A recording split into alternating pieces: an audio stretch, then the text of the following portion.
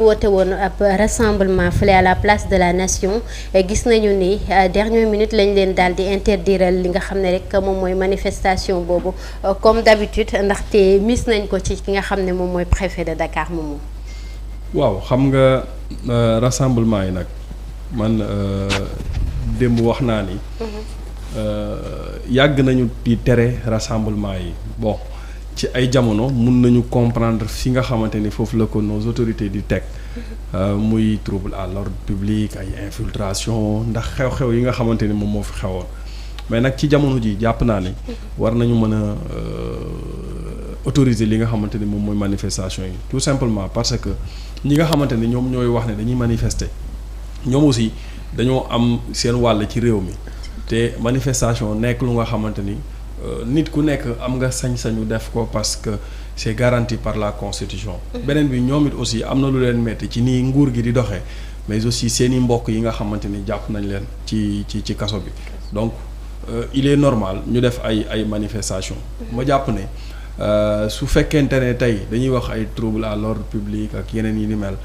tous ces moyens yi nga xamante ni moom la ñuy déployer ci yenn affaires yi on a vu tous les moyens yi nga xamante ni moom la état déployer pour mën a jëli ji Juan Branco ca géej ga indiwaat ko dugal ko ci avion yóbbu ko ak tous les autres moyens yi nga xamante ni moom la ñu déployer bi ñu jëli Ousmane Sonko ak leneen donc je pense que une manifestation qui va durer même pas 30 minutes même pas 2 heures de temps autant pour moi donc je pense que war nañu jël tous les moyens possibles pour encadrer ko damaa jàpp ne boo gisee à chaque semaine ñuy dugal manifestation c'est parce que dañ koy rejeter mais bu ñu accepter benn manifestation les autorités jël tous les moyens possibles pour encadrer cette manifestation là je pense que bu ñu ko defee benn semaine dinañu toogaat beneen weer doog ko mën a defaat et je pense que war nañu ko mën a nangul beneen bi mooy aussi tey on peut pas être dans un pays bu nga xamante ni éternellement ci politique la ñu nekk ci ay manifestations la ñu nekk c'est déplorable nos hommes politiques il va falloir que ñu xoolaat bu baax a baax seen taxawaay parce que depuis 2019 au-delà sax on ne parle que de la politique on ne parle que de manifestation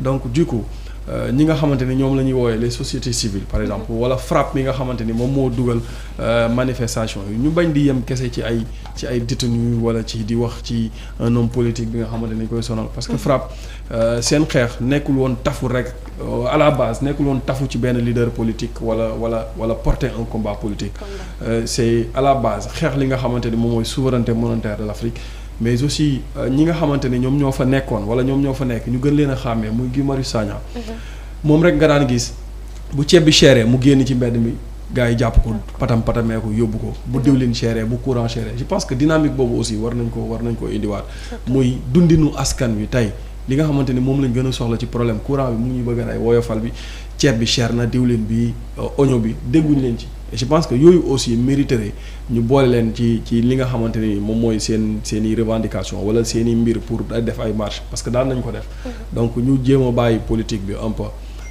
nos autorités aussi ñi nga xamante ni ñoom ñoo gérer le gouvernement ñu am un peu de hauteur pour mën a bàyyi ñi nga xamante ni ñoom ñoo bëgg a manifester ñu manifester ci jàmm. surtout ñu manifester ci jàmm Yaxya lan ngay wax ci mbir moomu la.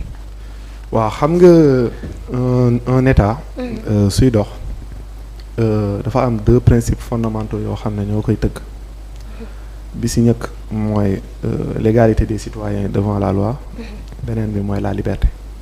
Ce sont 2 principes fondamentaux yoo xam ne dans un état soo ko wéyalul presque amoo lu ñuy wax état de droit.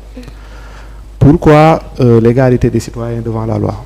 Tey jii nii tu ne peux pas être dans un état mu am ce qu'on appelle une rupture d'égalité, c'est-à-dire yow loo mën a def sa moroom mënu ko def. Et la cause peut-être boo ko leen fi ngeen far wala boo ko leen li ngeen di défendre. Donc loolu su ko indee rek état de droit day am problème mais bu stop mooy la liberté. Manifester, c'est une liberté fondamentale qui est protégée, qui est garantie par la Constitution et qui est mise en avant par les principes fondamentaux reconnus par les lois de la République. En d'autres termes, manifester, c'est quelque chose boo xam ne c'est une règle en fait. L'exception mooy ñu la koy tere. Maintenant su ñu demee ba dañu ko tere chaque semaine, c'est que vraiment wàllu état de droit ak démocratie dellu na ginnaaw bu baax a baax parce que la meilleure manière aujourd'hui pour wax lu la metti wala pour participer parce que quand on parle de démocratie c'est pas seulement voter chaque 5 ans, c'est aussi participer pas de manière impérative nag impérative du moins, mais participer à la gestion de la cité. Léegi su nekkee ñun amuñu suñu législation mayuñu loolu lim ñu may mooy suñu gisee loo xam ne neexuñu ñu war ko mën a wane sur la base d'une manifestation qui est vraiment pas du tout lu brutal wala lu violente, mais une manifestation boo xam ne c'est encadré et normalement yoon waru ko bañ. Mais jamono ji fu ñu toll su ñu demee ba ñu koy tere chaque fois dañu war a defaat jël du recul xool les mécanismes qui permettent aujourd'hui au gouvernement de pouvoir à chaque fois soo bëggee manifester ñu tere la ko, et que vu que ñu ngi dem ci élection et que y a des programmes qui vont sortir, tey la demande sociale doit être nan la ñuy def ba suñu bëggee manifester ñu garantir ñu suñu liberté fondamentale boobu noonu. Par exemple, normalement il ne revient pas au préfet wala au gouverneur en dernier ressort de wax ndax mën nañ manifester wala mënuñu manifester. Un gouverneur wala un préfet c'est une autorité déconcentrée, donc moom il représente le gouvernement ci circonscription administrative am lu ñuy wax ce qu'on appelle le principe de légalité, parce que en donnant une décision en interdisant une manifestation, le préfet wala le gouverneur il est tenu de motiver sa décision. Donc aujourd'hui, mais à chaque fois on retrouve les mêmes motivations: trouble à l'ordre public, libre entrave à la circulation, des trucs comme ça. Mais en motivant sa décision, il peut faire ce qu'on appelle une erreur d'appréciation. waaw suy maa ngi jégal suy motiver décision mën na juum te moom nekkul moom droit, parce que quand on parle d'état de droit, c'est la soumission de toutes les institutions wala de tous les composants du pays au droit. Donc moom nekkul ne moom mooy wax li war a am ak li warul am. Mën nañ teggi décision préfet bi wala. Waaw mën nañ teggi décision sur la base d'un recours pour excès de pouvoir en référé, c'est-à-dire mën nañ dem jébbal juge administratif bi laaj ko ndax préfet bi lu mu wax suñuy liberté respecté na ko wala respecté wu ko. Sauf que dans nos législations, c'est-à-dire suñu biir texte yi di nga gis ak suñu loi organique qui est relative à la Cour suprême que ni bind nañ fa prévoir nañ fa référé, mais pour mettre référé bi en pratique c'est extrêmement compliqué. C'est-à-dire chaque fois da ngay gis ne la motivation du wala la décision du préfet dafa yéex a génn, du la may temps boo mën a defee recours, et ça pose un problème, parce que pour mettre en place. Est-ce que recours yi sax dañ ciy tenir en compte? Non, normalement recours yi ñu koy tenir en compte, parce que la décision du juge prévaloir sur la décision du préfet, c'est-à-dire décision du juge administratif mooy féete kaw décision préfet. Mais problème bi mooy doo am sax temps boo mën a dugalee recours, et ça c'est un problème dans un état de droit. Surtout. Donc aujourd'hui il faudrait que chaque candidat nous montre comment faire pour régler ce problème, c'est-à-dire pour permettre à ceux ñi bëgg manifester ñu tontu leen à temps réel pour que ñu mën a dugal seen recours yoon mën a tànn ndax dinañu def seen manifestation wala déet. Loolu c'est une chose boo xam ne tous les candidats doivent veiller à cela. Ñun par exemple mouvement Gëm Sa Bopp, sur nos réformes institutionnelles, on a inscrit ces droits yoo xam ne nit yi dinañ ko mën a respecter, dinañ leen ko mën a respecter suñu yoree réew mi, c'est-à-dire dinañ am un temps réel pour mën a dugal seeni ay recours au cas où un préfet wala un gouverneur interdit nañ leen seeni ay manifestations. Mais suñu delluwaatee ci wàllu nu ñu war a yoree réew, ci wàllu liberté, ci wàllu égalité, vraiment interdit chaque semaine une manifestation, c'est même pas la bonne solution pour ñuy yor réew mi, parce que du leen arranger. À la limite bàyyi woon nit yi manifester chaque semaine, après dinañ mën a essouffler wu dem, mais suñ ko naree continuer comme ça du leen arranger, parce que à vouloir trop restreindre nit yi di nga xam dinañ dem ba seetlu na ne yow sax jaay doole nga nekkee, et ça c'est très très très grave. D'accord, c'est très très grave. Momo, est-ce que yaakaar nga ni waa F24 li nga xam ne ñu ngi koy wane, le fait que à chaque fois ñuy woote manifestation te xam nañu bu baax que ne suñ ko wootee dañ leen koy interdire te ñoom ñu ngi insister di woote ay manifestation, donc yaakaaroon ni loolu dañ koy def noonu stratégie pour sénégalais yi gëm ne ñoom ñu ngi def mbir ngir Ousmane Sonko alors que defuñu ko? ah non si ñu ngi def ay mbir pour Ousmane Sonko. yan mbir lañ stratégie la non mais. mooy le fait que ñuy demander manifestation tout le temps. waay loolu mooy stratégie bi. du stratégie. mais yow xam nga ne soo demandé manifestation dañ la koy aaye. est-ce que doo wut beneen stratégie. quand même non mais loolu stratégie la monsieur Sow wax na ko léegi Sow si monsieur Sy wax na ko léegi. loolu stratégie la pour montrer à l'opinion nationale et internationale que ñun ñi nga xamante ne ñoom ñoo ñuy jiite ñi nga xamante ne ñoom ñoo ñuy jiite ay dictateurs lañu. ñi nga xamante ne ñoom seen dara soxul leen lu dul restreindre les lois et les libertés. loolu c'est une très bonne stratégie. Et c'est une mauvaise image pour le régime. Donc je pense que si wax na ko léegi il va falloir que ñu repenser suñu justice suñu état de droit ñu restaurer l'état de droit ñu xool nees mën a def aussi pour que nos lois et règlements yi nga xamante ni ñu ngi ci réew mi man ma jàpp ne dañoo obsolète ñu mën ko def ay mise à jour. Par exemple je te donne un exemple bu ndaw muy li nga xamante ni moom mooy corruption de la jeunesse mosoo ko dégg Sénégal de yow bi nga ko déggee pour la première fois problème la def te ñoom ñii di ay juriste xam texte yi bi ñu ko déggee aussi problème la leen def parce que am na ci bari juriste yu bari jàppuñu woon ne mbir mi am na ci parce que man seetaan naa ay juriste yu bari jàppoon nañ ne loolu amul Sénégal alors que am na ci suñu loi yi donc lu lay war ne la suñu règlement ak suñu loi yi daf ci bëri yu nga xamante ne dafa baaxul dañ ko war a defaraat bi nag muy opposition muy pouvoir pour man ñëpp a ci war a jàpp ñu defaraat ko muy candidat bi ñëw ak candidat bi ñëwul muy gëm sa bopp mi nga xamante ni bëgg nañ ñore réew mi même bu fekkee gagné wuñu élection yi. war nañu yàlla ngeen ko gagné yàlla ngeen gagné. amiin yàlla na bëggaat nekk président même su fekkee ne gagné wuñ ko sax. donc li ñu war a def mooy fexe ba ki nga xamante ne moom mooy président bii ñëw mu ñoom si seen programme boobu nga xamante ne ñoom jàpp nañ ne programme bu am solo la. ñu fexe ki nga xamante ni moom mooy yore réew mi mu prendre ko en compte. J'ai lu dans les programmes am na ay programme peut-être programme gëm sa bopp liiraguma ko. mais am na un certain Ibrahima Diop du mouvement Jàmmi Sénégal boo xamante ni j'ai lu son programme. dans le programme yaa ngi gis muy wax ne su ñëwee dafay créer benn juge des libertés. juge des libertés boobu moom mooy mën a permettre mu wàññi doole un peu doole procureur. ba bu waree def benn bu waree jël benn décision wala mu war a autosaisir ci benn dossier. juge des libertés mooy xool ba xam ndax.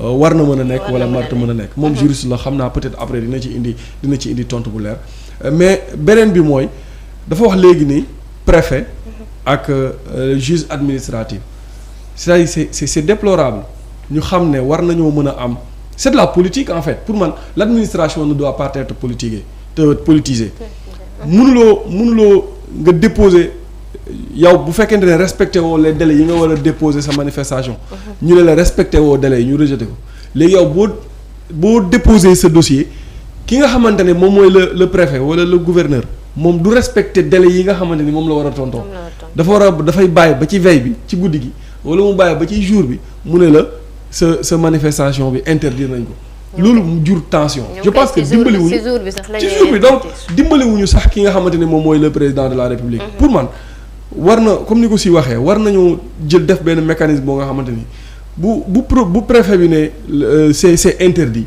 ñu may leen temps ñoom it ñu mën a dugal recours loolu moom mooy permettre forcing bi nga xamante ni moom lañu daan def benn instant dañuy dem ba ñoom dañuy sentir ne comme dañ leen a xañ seen liberté nañ génn forcer def manifestation par force. mais est-ce que ñoom tamit bëgg nañoo dem au fond tamit. mais ñu ngi dem au fond lan nga bëgg ñu def da nga bëgg ñu wàcc mbedd mi xeex gis nga xeex yi fi amoon lu mu jur. donc man je pense que ñoom d'autres formes de stratégie quand même. comme yow ñoom créé nañ fi ay conférence de presse ñu tere leen ko fi.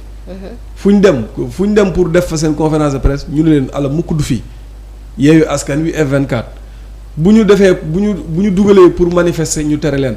léegi da nga bëgg ñu wàcc mbedd mi xeex ay yeneen doomu sénégalais dee man sénégalais xaw ma lu mu bëgg ñun ñooy wax naan ñii duñu ay nitu jàmm ñii xeex rek nañu xool beneen stratégie ñoom ñu jël beneen stratégie ñu xañ leen stratégie boobu ñu ne est-ce que ñii bëgg nañ def dara pour Ousmane Sonko c'est-à-dire y a problème. léegi bëgg def dara pour Ousmane Sonko mooy que ne à chaque fois ngay woote nu mu ko tuddati rassemblement ñu la koy interdire. mais rassemblement boo deful rassemblement. le fait que de faire semblant di woote rassemblement. da ngaa jàpp ne dañuy def faire semblant mais yow luñ la tere benn yoon tere la ko ñaari yoon xoolal beneen stratégie boo teg. ban stratégie la ñuy teg. mais yi ñu mën a teg bëri na.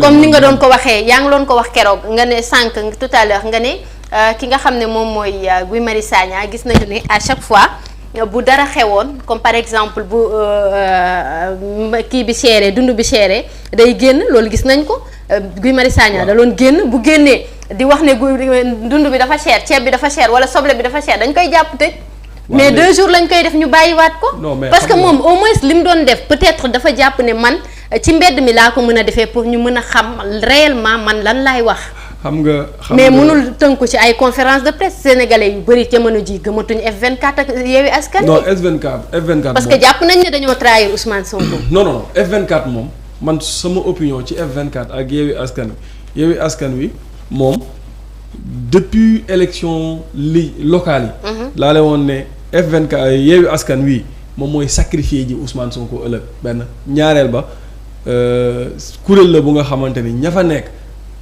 gëmante wuñu bëggante wuñu dañuy rayante et bi ma koy wax boobu Bougane sax génnagul woon bi ñuy avant ñuy signer charte yi bi ñuy wax waxu F24 di kii Yewwi Askan Wi. boobu Bougane sax génnagul woon ne fii ay kaymaa laa fi gis donc man parce que ña ma fa gis ak la ma dégg ñu wax avant ñuy teg charte bi laa ne Yewwi Askan Wi du dem du def long feu benn ñaareel ba ñii nii nekk ci ginnaaw Ousmane Sonko. ñoom ñooy sacrifier Ousmane Sonko jox ko Macky Sall mu tëj ko. te loolu moom moo am beneen bi mooy F24 ñoom seen combat ci F24 seen combat xam nga la woon troisième mandat Macky Sall mu désamorcer la bombe de la troisième candidature ak la bombe des 2 cas ba Macky Sall jeexalee ba Macky Sall renoncé ñoom si lañ jeexale ci laa ne F24 jeex na su ma doon ñoom damay tas kuréel bi indiwaat beneen kuréel donc man je pense que manifestation yi ñi ko porté mooy waa FRAPP man mënuma wax F24 FRAPP laay wax parce que ñoom ñoo ci ëpp doole. parce que seeni nit aussi. ñoom la ñu jàpp ci ñoom la ñu jàpp. on voit Ben Taleb Sow on voit Pape Abdoulaye Touré on voit d'autres personnes yi nga xamante ni ay éléments FRAPP lañu mais dañu leen xàmmee ci wetu Ousmane Sonko. foofu laay wax ne la FRAPP bu ñu wàcc seen ligne ba ñu nekkoon muy la souveraineté monétaire en Afrique muy. fexe restaurer l'état de droit. fexe dindinu askan wi mën a ñoŋ nañu nekkaat ci loolu bañ a porter un combat politique d'un homme politique.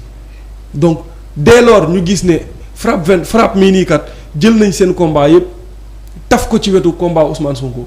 bépp initiative bu ñu def dañ naan ñii dañ koy def pour Ousmane Sonko alors que pourtant ñi ñu tëj ñëpp. ñu ci bari am na ci ñoo xam ne duñu ay militants Pastef amuñu carte de membre Pastef ñii ay sympathisants lañ ñenn ñi ay membres FRAPP lañu. donc du coup pour man war nañu mën a gën a xoolaat cette stratégie F24 nag man su ma doon ñoom damay woote waat une réunion bu ñëpp toogee ñu tas F24 créé waat beneen kuréel pour leneen mais F24 moom wax dëgg fa yàlla pour man.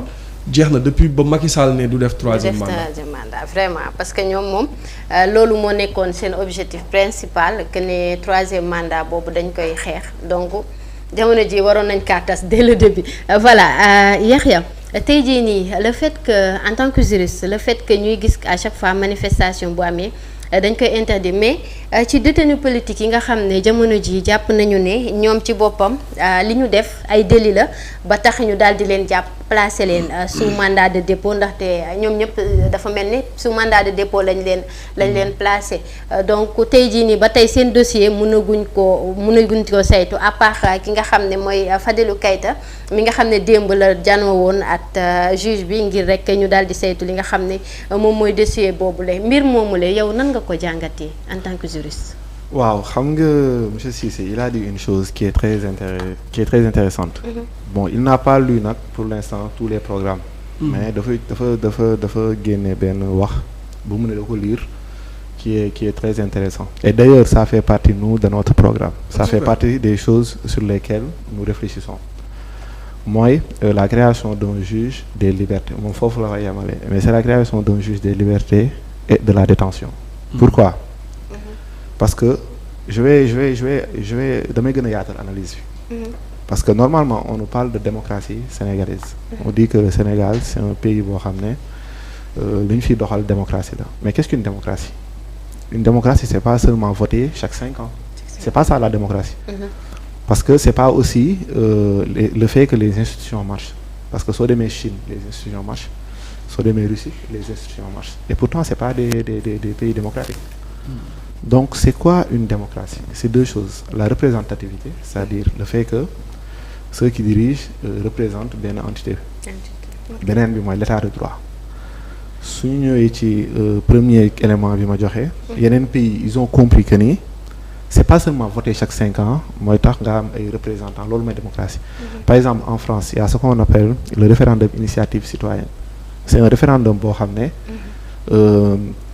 l'initiative de la loi mënatul jóge kese ci soit l'exécutif wala l'Assemblée nationale à travers les projets wala propositions de loi l'initiative mën na jóge ci une bonne partie de la population loolu dafa ñëw dooleel lu ñuy wax pétition am pétition amul benn valeur bu amul doole mais référendum initiative citoyenne dafa ñëw gën a dooleel lu ñuy wax démocratie parce que day tax l'initiative de la loi mën na jóge léegi ci une partie de la population soo demee Suisse par exemple on parle de référendum initiative populaire boobu moom dañ ko gën a yaatal peut-être ñun eggaguñu foofu noonu deuxième bi mooy l'état de droit lan mooy état de droit état de droit ñetti élément la bi si njëkk mooy hiérarchie des normes on constate qu'il n'y a pas le respect de cette hiérarchie des normes au Sénégal pourquoi on a vu que ni par exemple la CEDEAO a pris plusieurs décisions yoo xam ne Sénégal respecté wu leen et dans la hiérarchie des normes on constate que ni les règles communautaires prennent le dessus sur les lois donc toutes les décisions des règles communautaires doivent être introduites dans notre législation nationale deuxième bi mooy la liberté un pays mënul nekk un état boo xam ne c'est un état de droit wala démocratie la ñuy wax ci liberté te liberté amul je reviens sur lu ñu doon wax avant may dellu ci troisième élément bi quand on parle de liberté aujourd'hui on voit que ni le parquet est extrêmement fort parquet dafa bëri doole c'est la raison pour laquelle nous réfléchissons pour wàññi doole parquet pourquoi parquet am doole le procureur il est le maître de l'opportunité des poursuites en d'autres termes moom mooy xool si c'est opportun mu topp wala mu bañ a topp ku ko neex lay topp loolu c'est un problème c'est-à-dire mën nga def lu la neex mu juger inopportun mu topp la yow nga def mu topp la donc foofu immédiatement première rupture d'égalité am na donc warul nekk moom du moment où moom il est le maître de l'opportunité des poursuites il y a un problème deuxièmement le procureur est sous la tutelle du ministère de la justice deux éléments yooyu soo ko boolee y a un problème l'exécutif prend le dessus sur le système le pouvoir judiciaire là il y a un réel problème troisièmement quand le procureur su jëlee dossier sur la base d'un réquisitoire introductif jox ko le juge d'instruction am na yenn chef d'inculpation yoo xam ne su ko soulever le juge d'instruction est tenu de placer sous mandat de dépôt par l'article 139 du code de procédure pénale et c'est la raison pour laquelle li ngay wax il faudrait un juge des libertés et de la détention parce que le juge d'instruction normalement c'est un magistrat assis il est censé être libre su nekkee moom parquet dem na ba yenn chef d'inculpation yoo xam ne su ko soulever mooy infraction yu gën a liberticide su ko soulever le juge d'instruction il est tenu il y a un réel problème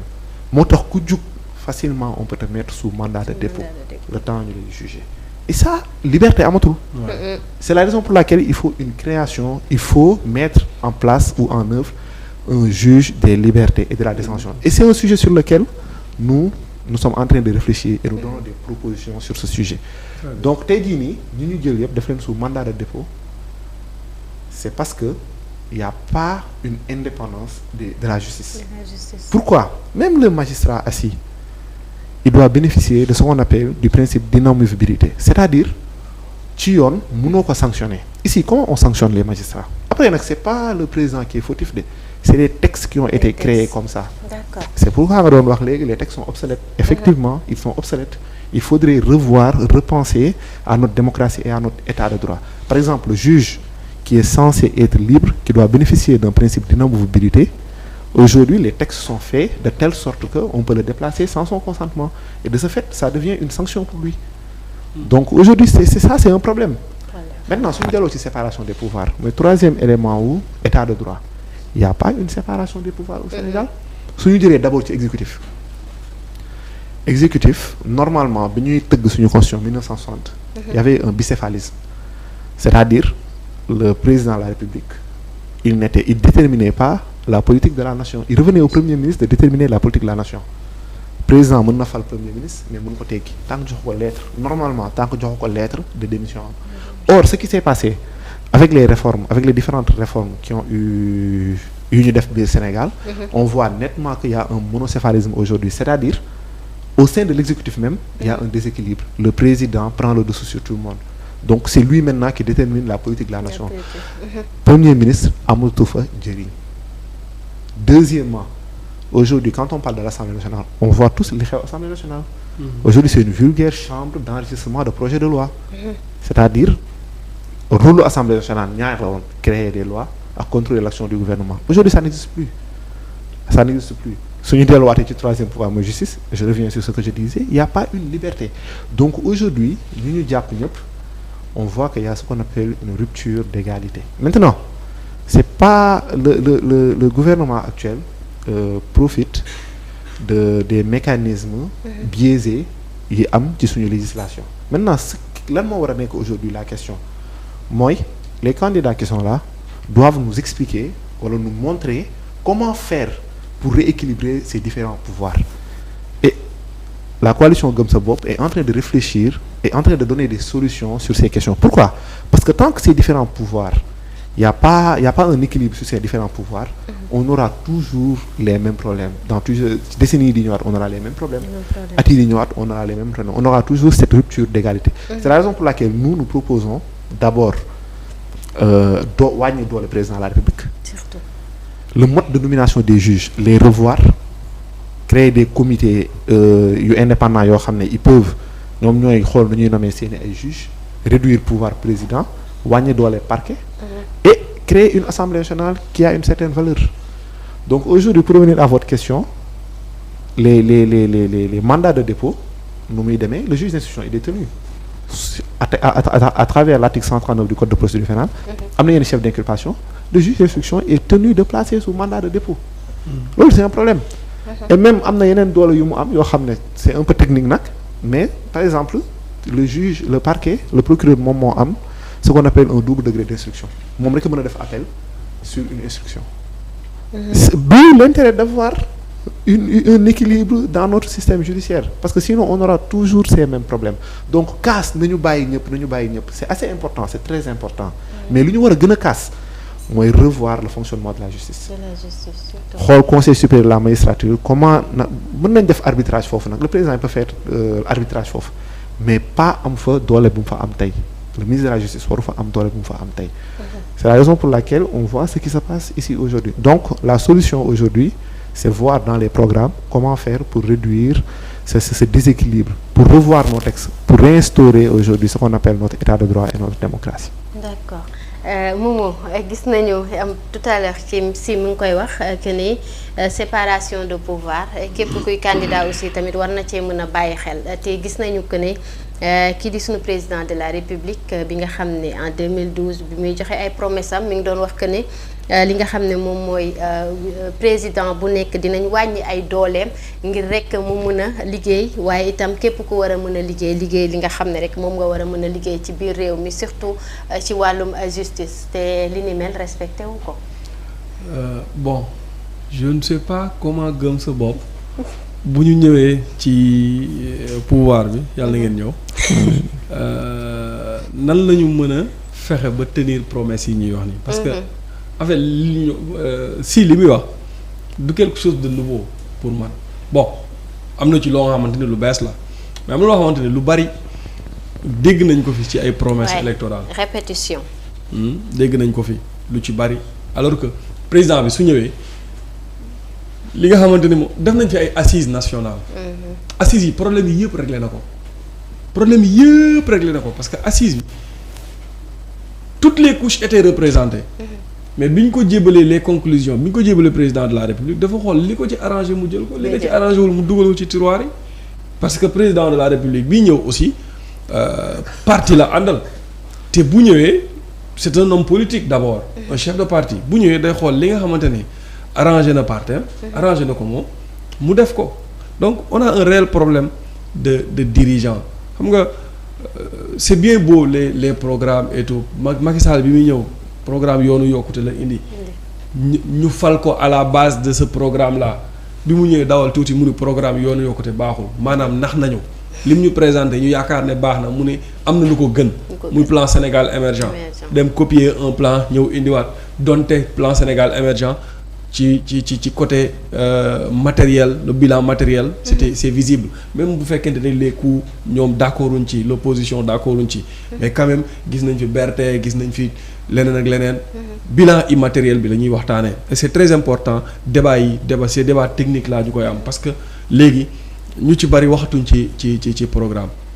maintenant écrire un programme et respecter le programme une fois élu à la magistrature suprême c'est deux choses différentes il va falloir qu'il y ait une volonté réelle de génne Sénégal ci guuta bi mu nekk nii donc il nous faut des hommes des présidents sénégalais pour les Sénégalais loolu la ñu amagul depuis les indépendances jusqu'à nos jours amaguñu un président sénégalais pour les Sénégalais maintenant parlant de l'indépendance de la justice est-ce que nekkul li ñu jox nguur moo bëri nag moo tax.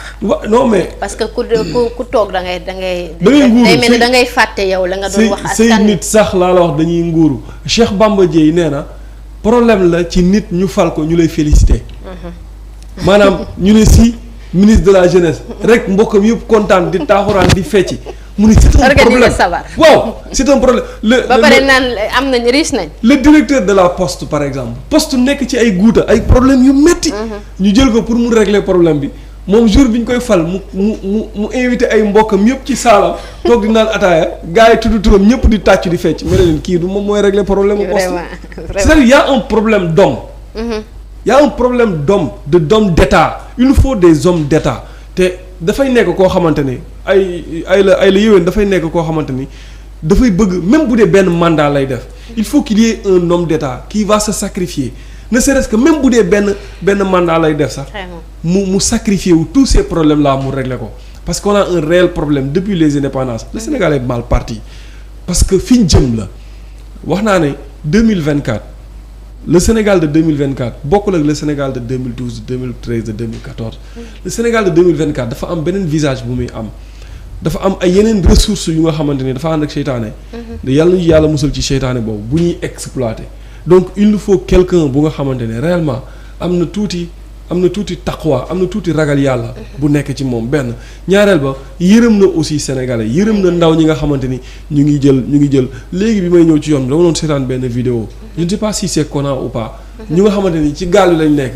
di def vidéo selfie waaw di wax ne ñoom ñu ngi génn di xas Macky Sall donc te ñooñu ñu tuuti lañ ci ñi gis ñi nga xamante ni ñoom ñoo ngi génn réew mi am na ñuy génn réew mi par voie aérienne am na ñuy génn réew mi par voie terrestre donc man je pense que ndaw ñooñu dañ leen war a yaakaar la ñu perte dañ leen war a delloo si yaakaar boobu nag d'abord il faut ñu régler le problème bi nga xamante ni moom moo am au sein de nos institutions parlant de l'indépendance de la justice wala li nga xamante ni moom mooy séparation des pouvoirs. Sénégal musul am séparation des pouvoirs. séparation des pouvoirs mënu fee am. vous savez pourquoi. bu ñu jëlee li nga xamante ni moom mooy le gouvernement wax naa ko le président déjà dafay politique. tant que le président génnewul nekkul le président chef de l'État chef de parti. ce problème là réglé wuñu ko problème yu bari duñ ko réglé. parce que un chef de parti qui vient à la tête de la magistrature suprême bu ñëwee li muy njëkk a xalaat mooy caser. ñi nga xamante ni ñoom lay àndal même bu fekkente ne amuñu compétence boobu c'est ça on avait vu Macky Sall bi mu ñëwee daf ne woon dafay wàññi nombre ministres yi wàññi le train de vie de l'État loolu la ñu war a njëkk a wàññi li nga xamante ne moom mooy les fonds politiques ñu xool nan lañ koy mën a encadrer ak député yi ak dinaa ñëw foofu noonu li nga xam ne moom mooy les fonds politiques nan lañ koy encadrer Sali est-ce que xam nga ne am na ci ay direction yu nga xamante ni ba tey jii amul directeur am na ci ay direction yu nga xamante ni seeni directeur depuis Wade ñu ngi fa ba tey jii nii mais c'est très grave am na ci benn directeur boo nga xamante ni dama ko singali pendant une semaine nit ñi doogay xam ne kii depuis Abdou Diouf moo nekk directeur de l'artisanat ma topp ko ba mu sës ci miir bi nit ñi doogay xam ne kii saa waay ba mu fi nekkee yàgg na Macky Sall doogay jël décision pour jëlee ko foofu noonu pour indi un jeune donc y a un problème ci nga xamante ne moom mooy suñu institution te ni ñuy caser clientèle politique bi moo doy waar da ngay jël un ministre nga def ko ministre de la jeunesse wala nga def ko beneen ministre tey quand on dit que Ismaïla Madior Fall fut l'un des meilleurs professeurs de droit au Sénégal tey ñu gis ko ci facette bi. ça pose problème. vraiment li gars yi naan Macky Sall day suul ndaanaan non Macky Sall suulul ndaanaan.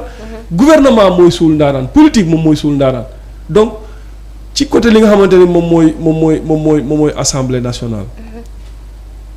ñi fa nekk ñëpp clientèle politique la casé li nga xamante ni moom mooy clientèle politique alors que wax na ko léegi à la base li nga xamante ni moom mooy assemblée nationale liggéeyam moom mooy contrôler l'action du gouvernement. voter les lois. est-ce que cette assemblée là mu ngi contrôler l'action du gouvernement. amuñu sax xam-xam. amuñu sax xam-xam bi tu vois un député boo xamante ne moom yoonam nekku ci ay loi ak ay règlement te pourtant il prend la parole chaque jour. am na ci benn député boo xam ne chaque jour il prend la parole chaque plénière il prend la parole bu jëlee parole xam nga lu muy wax Sonko du bokk Sonko lii Guy Marius Sagna lii xaste saaga ba doyal. mais est-ce que du ñoom ñëpp. léegi nag mu ci am loolu dafa am ci pouvoir bi am ci opposition bi. mu da imaginel ba benn député buy ñëw taxaw ne man député Macky Sall laa. député Macky. man député Macky Sall laa lu Macky Sall bëgg laay def ci assemblée nationale pencum ndaw réew ñi. vraiment te askan bi teg la fa. mais y a problème donc. nga war a xeexal askan wi di xeexal. d'abord la manière de choisir les candidats à l'élection aux élections législatives. La manière il faut ñu xoolaat ko il faut que toutes les couches soient représentées d'abord parce que dañoo am problème bu rëy au Sénégal te lu ci bari assemblée nationale moo ko war a régler cette assemblée là bi mu annoncé les couleurs laa ne am naa déception bu rëy parce que assemblée bi du moom mooy créer du moom mooy régler le problème des Sénégalais donc il va falloir que ñu xoolaat. à part ñoom guy de moo fay nekk di. waaw non mais xam nga Guy Marius Sagna nag moom waroon naa nekk député bu yàgg. parce que au moins moom ak loo ko mën a waxal loo ko mën a waxal moom rek laa daan gis souvent dama doon wax naan Guy na moytu ñuy politiquer li nga xamante ne moom mooy son combat moom kese laa daan gis ci mbedd mi. bu ceeb bi chéré mu génn. yore saako ceeb ñu jàpp patam paname tëj ko police bu diwlin bi chéré la même chose donc. moom laa doon gis ci combat yooyu noonu bu waa Ndengaleer amee problème Bougane sax au moins doon na def ay tibb tànk mais mbir mi daf ci doon raxaale politique mais Guy Marius Sagna au moins moom ak lu ñu ko mën a waxal doon na xeex pour loolu donc man je pense que député yi il faut que ñu xoolaat même bu dee dañu leen defal formation sax moi je sais pas. mais c'est ça c'est vrai. mais loolu moo war a am sax defal leen formation parce que ñoom est-ce que am na réellement sax ñu nekk assemblée nationale xam nañ sax lan moo fa leen teg. non c'est un problème ñu ci bari xamuñu ko. koo xamante ni day ñëw naan la bindal ma sama tur. bindal ma sama tur la lay wax nga bindal ko kooku bu amul assistant parlementaire am na ñoo xam ne amuñu ay assistant parlementaire mënuñu bind mënuñu lire. dossiers yi leen di jox bu ñu demee noonu lañ koy tegee seen kër vraiment. ñoom l'essentiel mooy nañ jël parole xas seen adversaire donc je pense que y a problème ci le choix beneen bi mooy la justice c'est un réel problème depuis Senghor ba tey jii li fi nekk moo fi nekkoon donc en gros pour man ki nga xamante ne moom moo war a na nekk le président ëllëg dafa war a tabax Sénégal bu bees tabax ay nit ñu bees j'ai vu Idrissa Seck mu ni su ñëwee moom programme am mooy dafay yar ndaw ñi par force dafay yar sénégalais da leen di exiger ñu yaru mais en même temps service militaire dafay obligatoire ma ne au moins dina xaw a régler même bu fekkee ñëpp du ci d'accord man d'accord naa ci. dina xaw a régler benn problème bi mais. il va falloir que ñu tabax une république aussi institution yi de mais ci nit ñi la. il va falloir ñu tabax une république à l'image de nos valeurs. et de nos coutumes. Une république à l'image de la république de Torodo de Thierno Souleymane Baal. ñi nga xamante ni ñoom ñoo bind programme bi muy yéen par exemple c'est-à-dire bu leen jël kese ay expert en lii expert en lii ñu toog tëju ci néeg bind un programme jébbal ko Sénégalais yi. mais un programme c'est la base c'est ñi nga xamante ni man mi nekk ci presse bi Sali mi nekk ci presse bi ñoom ñoo la mën a wax problème bi nga xamante ni moom la presse bi di dund. ñoom ñoo la mën a wax réforme yi nga xamante ni peut-être moom la ñu war a mën a apporter ci presse bi ñi nga xamante ne ñoom ñooy baykat bi le paysan ki nga xam ne moo yor ileeram di bay. moom moo la mën a wax problème bi nga xamante ni moom lay dund. et je pense que problème boobu la ñu am ci nos hommes politiques bu ñu defee loolu ba pare il faut que mu am une volonté de defar Sénégal. parce que Sénégal bi ñu jëm nii il faut ñu defar ko. si ce Sénégal là continue wallahi li fi amoon ci zircon bi ci or bi ci fer de Falémé bi. loolu moom mooy amaat duñ ci gis suñu bopp. te dañuy gën a sonn di dem. donc je pense que il va falloir des hommes d'État yu nga xamante ni pare nañ pour sacrifier wu même bu dee benn mandat ngay def wala même bu dee benn 3 ans ngay def à la tête de l'État. jar na ko nga sacrifié wu nga defaraat Sénégal defaraat beneen sénégalais bu nga xamante ni tey c'est pas facile nag mais sacrifice la laaj c'est très facile c'est très facile un gars comme Bougane Gueye Dany que je respecte beaucoup xam nga wax naa ko plateau sama plateau barki démb ma ne leen ñaar ñi ren kenn mënu leen tere am parrainage ku leen tere am parrainage rek da nga leen a xeex muy Malick Gakou ak Bougane Gueye Dany parce que Bougane nag problème mu parrainage la am de. non gis naa ren Bougane gis naa Bougane ñetti yoon mu def tour du Sénégal man ci li ma gis 3 fois Bougane Gueye def na ko tour du Sénégal Bougane dem na ba Fongolimbi dem na ba fële nu mu tuddati Buruku ca Médina Yoro Fula Bougane dem na fa sama commune Bougane dem na fa donc ce qui veut dire que au moins tibu tànkam boobu mu doon def ak yenn tournée yi muy def au moins kooku xam na un peu le problème des Sénégalais mais xam le problème des Sénégalais ak régler le problème des Sénégalais c'est 2 choses différentes parce que Macky Sall a fait le tour du Sénégal maintes fois dem naa ci benn dëkk boo xamante ne dëkk bi juróom-ñaari kër ñoo nekk ci dëkk bi juróom-ñaari kër dans le Fuladu juróom-ñaari kër ñoo nekk ci dëkk bi nee nañu Macky Sall ñëw na fa toog fa ñu ne ma fii ngay gis ni ma ñu ne ma Macky Sall toog na fii juróom-ñaari kër ñoo nekk ci dëkk bi donc doo xalaat sax ne fii homme politique sañ na fay ñëw mais ba tey le problème persiste le problème nag c'est une volonté politique bu nga xamante ni il faut que kii ñëw sacrifier wu pour mën a gérer loolu noonu. surtout. waaw bon monsieur Cissé a parlé de beaucoup de choses. Je vais commencer par vous répondre vous. concernant le parrainage. Encore une fois day ñëw indiwaat li ma doon wax sànq. La CEDEAO a pris une décision en 2021 pour expliquer que ni les mécanismes du parrainage au Sénégal respectent wul yoon bu mu war a aw. Donc il y a un logiciel qui pose un problème de transparence. Donc les parrainages tey jii nii soo indee 10 20 voire 30 parrains kese ngay laajte sañ nañ la ci bloqué.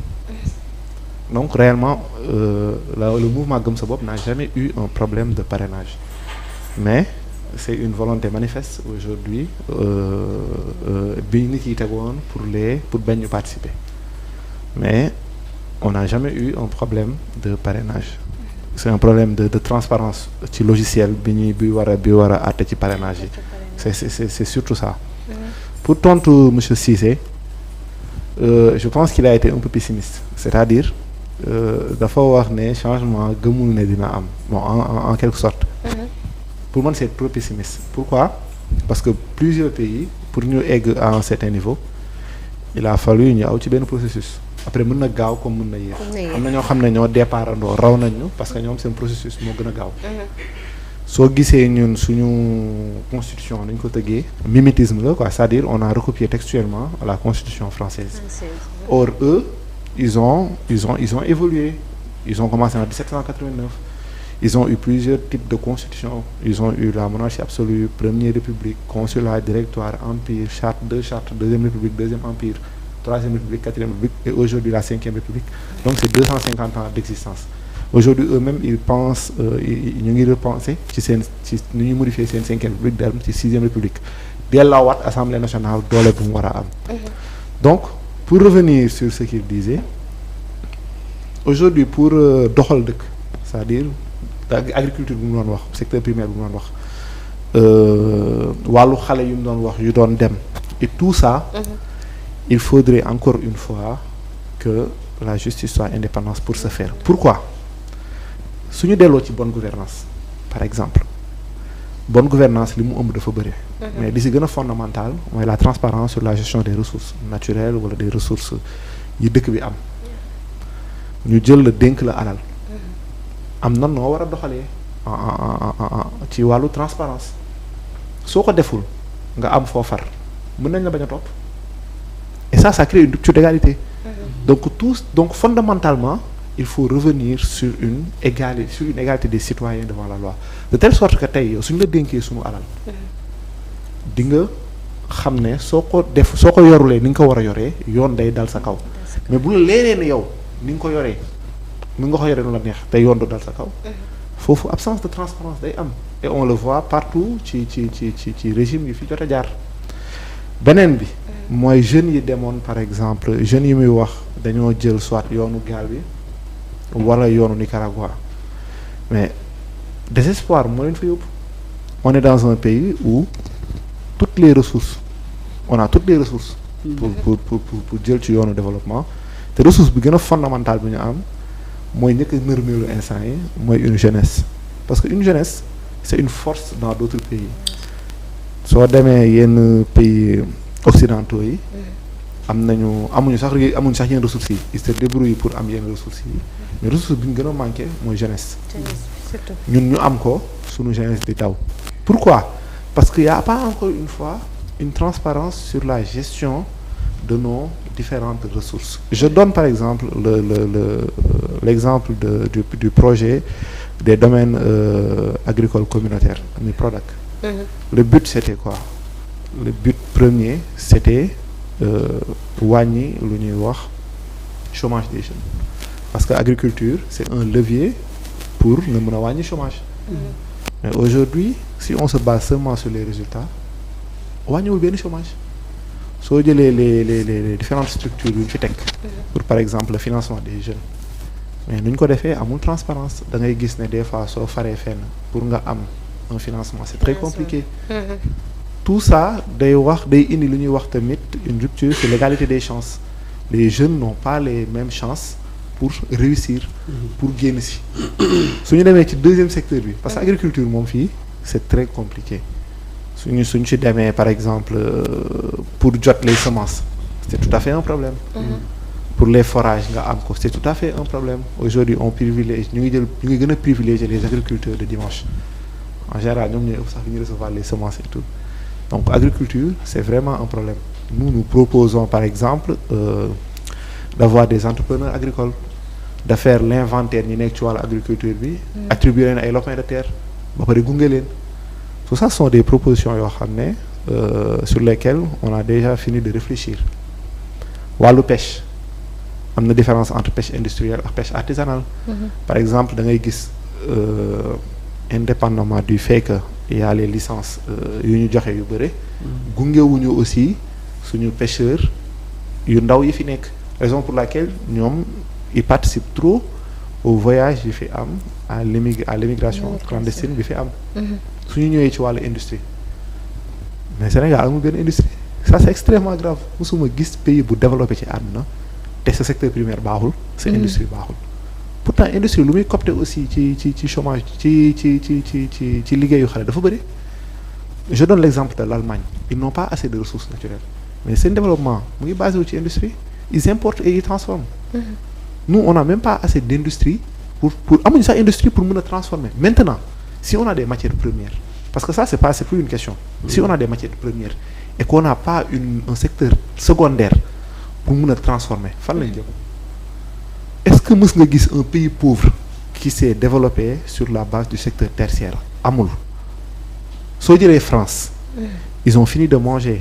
am nañ lu ñu lekk ba pare am nañ lu ñu naan seen secteur secondaire mu ngi dox mais secteur tertiaire mooy employé lu bëri ñun fii ñu dëpp carte gi mais secteur tertiaire moo war a gën a employé mënul nekk xanaa balaa ngay xalaat ay manucure pédicure wala xanaa balaa ngay xalaat ay domaine secteur tertiaire di nga lekk ba suur naan ba màndi c'est clair di nga am un plateau médical qui est bien di nga am foo mën a jàngee donc tout ça sont des secteurs yoo xam ne moom la ñu war a favoriser quand on parle d'infrastructure avant tout ça am na lu ko jiitu c'est vrai infrastructure baax na mën na indi une certaine rapidité ci économie dëkk mais avant tout ça il faudrait d'abord investir sur le secteur primaire favoriser le secteur primaire dooleel le secteur primaire ensuite penser à l'industrie à une bonne industrie c'est-à-dire defaraat suñu industrie pour après nag mën a concentrer aussi secteur tertiaire mais soo dëppee carte gi ba pare boole ci nag absence de bonne gouvernance on aura tous les problèmes du monde donc ça participe vraiment à notre frein et à notre même eggaguñ sax fu ñu nekkee ci déclin mais ça participe à notre frein à notre faux départ il faut prioriser secteur yi tax dëkk war a mën a dem tant que doole lañu suñu secteur primaire tant que xalaatuñu une bonne politique industrielle tant que xalaatuñu tamit une bonne gouvernance c'est-à-dire mettre en place des mécanismes pour favoriser une bonne gouvernance fii ba ginnaaw suba duñu avancer et ça pose un réel problème. Surtout. surtout ça pose un réel problème ñu wax ci présidentielle 2024 bi nga xam ne moom lañ jëm le choix du président de la République daal di choisir ki nga xam ne moom mooy Amadou Ba. gis nañu ne Benno Bokk Yaakaar depuis lors gis nañu xaajaloo bi nga xam ne daal dina ci am ndaxte ñu bëri daal dinañu bàyyi li nga xam ne moom mooy Benno Bokk Yaakaar ku ci mel ne Aly Ngouille Ndiaye at ki nga xam ne moom mooy Mame Boye Diao ADD ba tey xamaguñu position par rapport à ça même ki nga xam ne moom mooy Boun Abdallah Dionne bi nga xam ne ñu bëri wax nañu ne moom moo nekkoon le choix du président de la République moom. Sali féewaloo moo fa am féewaloo du xaajaloo de xam nga xaajaloo mooy ñiy dem mais féewaloo moo gën a garaaw féewaloo mooy am na ñu nekk ci biir sax ñoo xamante ni. maanaam ànduñ ci choix bi duñ voter ils vont voter contre le choix de Macky Sall. C'est très grave c'est-à-dire. C'était prévisible lii yëpp. man je pense que warutuñ ci sax débattre parce que man waxoon nañu xamoon nañu ne. fii la jëm te pire mooy dal après APR. pire mooy APR dafay tas mu yéex a annoncé. non pire sax mooy APR dafay tas. après les élections présidentielles APR du durer waat 2 ans dafay tas parce que c'est pas un parti APR Macky Sall bugg ko Macky Sall n'aime pas l'APR. parce que waaw si. kañ nga mos a gis Macky kañ nga yow mos ngaa dégg ñu ne la APR ñooy def congrès mos naa am. ñii sax au moins def nañ benn yoon congrès waa gëm sa bopp benn yoon tane nañu APR mosul def congrès mais loolu rek bii ñu tasee Pastef ma ne leen d'accord naa ci tas Pastef bi waaye nag d'accord naa ci ñu tas APR parce que APR mosul def congrès te parti yi deful congrès bari na. te loolu rek motif de dissolution de parti la pour man. APR. Macky Sall su ko bëggoon da ko utiliser ko pour accéder à la magistrature suprême. bi mu ñëwee li mu waroon def moom mooy bi mu demee ba xam ne moom warta du dem élection. mu créer mu organiser congrès defaraat structurer waat parti bi. mais parti bi on ne sait pas qui fait quoi. depuis le début nag à la base sax ci la gën a rawee Guédiawaye fii kenn mënu laa wax ne la kii mooy responsable APR Guédiawaye. bu kii génnee woote fële kële génn woote fële buñ dajewee tojante ay bopp. siège ba fële na lay gis nga la fa xewoon entre Abdoulaye Diouf Sarr et Amadou Ba. Donc parlant du choix le choix du président de la République. dafa am ku ci def benn jàngat bu reelu barki dem mu ni moom APR la bokk mu ni mais déggagul fu Macky Sall waxee ne man Amadou Ba laa choisir ne tant que Macky Sall waxu ko ci gémmiñam moom du jàppale Amadou Ba. léegi Macky lan la wax parce que xam nga Macky dafa ñëw toog takk maska. waaw takk maska. takk yow yaa choisir nga ne yow yaa choisir. yow ki nga choisir nga ne yow c'est un candidat consensuel ce qui n'est pas vrai du tout. parce que du candidat consensuel. ba pare yow nga toog takk sa masque bàyyi yow Moustapha Niasse yow yaa ko ëpp doole yaa ko ëpp kattan. yaa ko dàq liir parce que mag la nga bàyyi ko mu liir ñu ne da ngaa soj nga jël parole yow wax lu ëpp lu Moustapha Niasse wax te yow da ngaa soj. te mënoo prononcé wu ci candidat bi y a problème donc xam nga problème am na ku choisir Amadou Ba Ousmane Moustapha Niasse nee na Amadou Ba est le candidat consensuel. C'est pas un candidat consensuel. Candidat consensuel mooy ñëpp d'accord nañ ci. mais ñëpp d'accorduñ ci Mohamed Boun Abdallah Dionne qui est plus loyal que Amadou Ba que keneen ak keneen. bi ko Macky woowee waxtaan ak moom daf ne ko. Je te renouvelle mon engagement mais pour le choix dinaa ci xalaat il y a problème. Alors que Boun Abdallah Dionne je te fais une confidence. Boun Abdallah Dionne c'est Macky qui lui a demandé d'être candidat. C'est Macky Sall qui a demandé à Boun d'être candidat à la candidature. Ouais parce que son choix c'était Boun Abdallah Dionne. moo jaaxal askan non si. le choix de donc soit le président nekk Boun Abdallah Dionne. non xam nga Macky boo xoolee ni mu doon waxee mu ne le choix qu'il va faire c'est un choix bu nga xamante ni il sera capable de maintenir la coalition Benno Bokk Yaakaar unie. benn critère boobu rek ça renvoie à Boun Abdallah Dionne parce que Boun moo nekkoon puso doon ñëw biir diggante Benno Bokk Yaakaar. Boun Abdallah Dionne problème bu mosam Benno Bokk Yaakaar Boun Abdallah Dionne moo koy régler.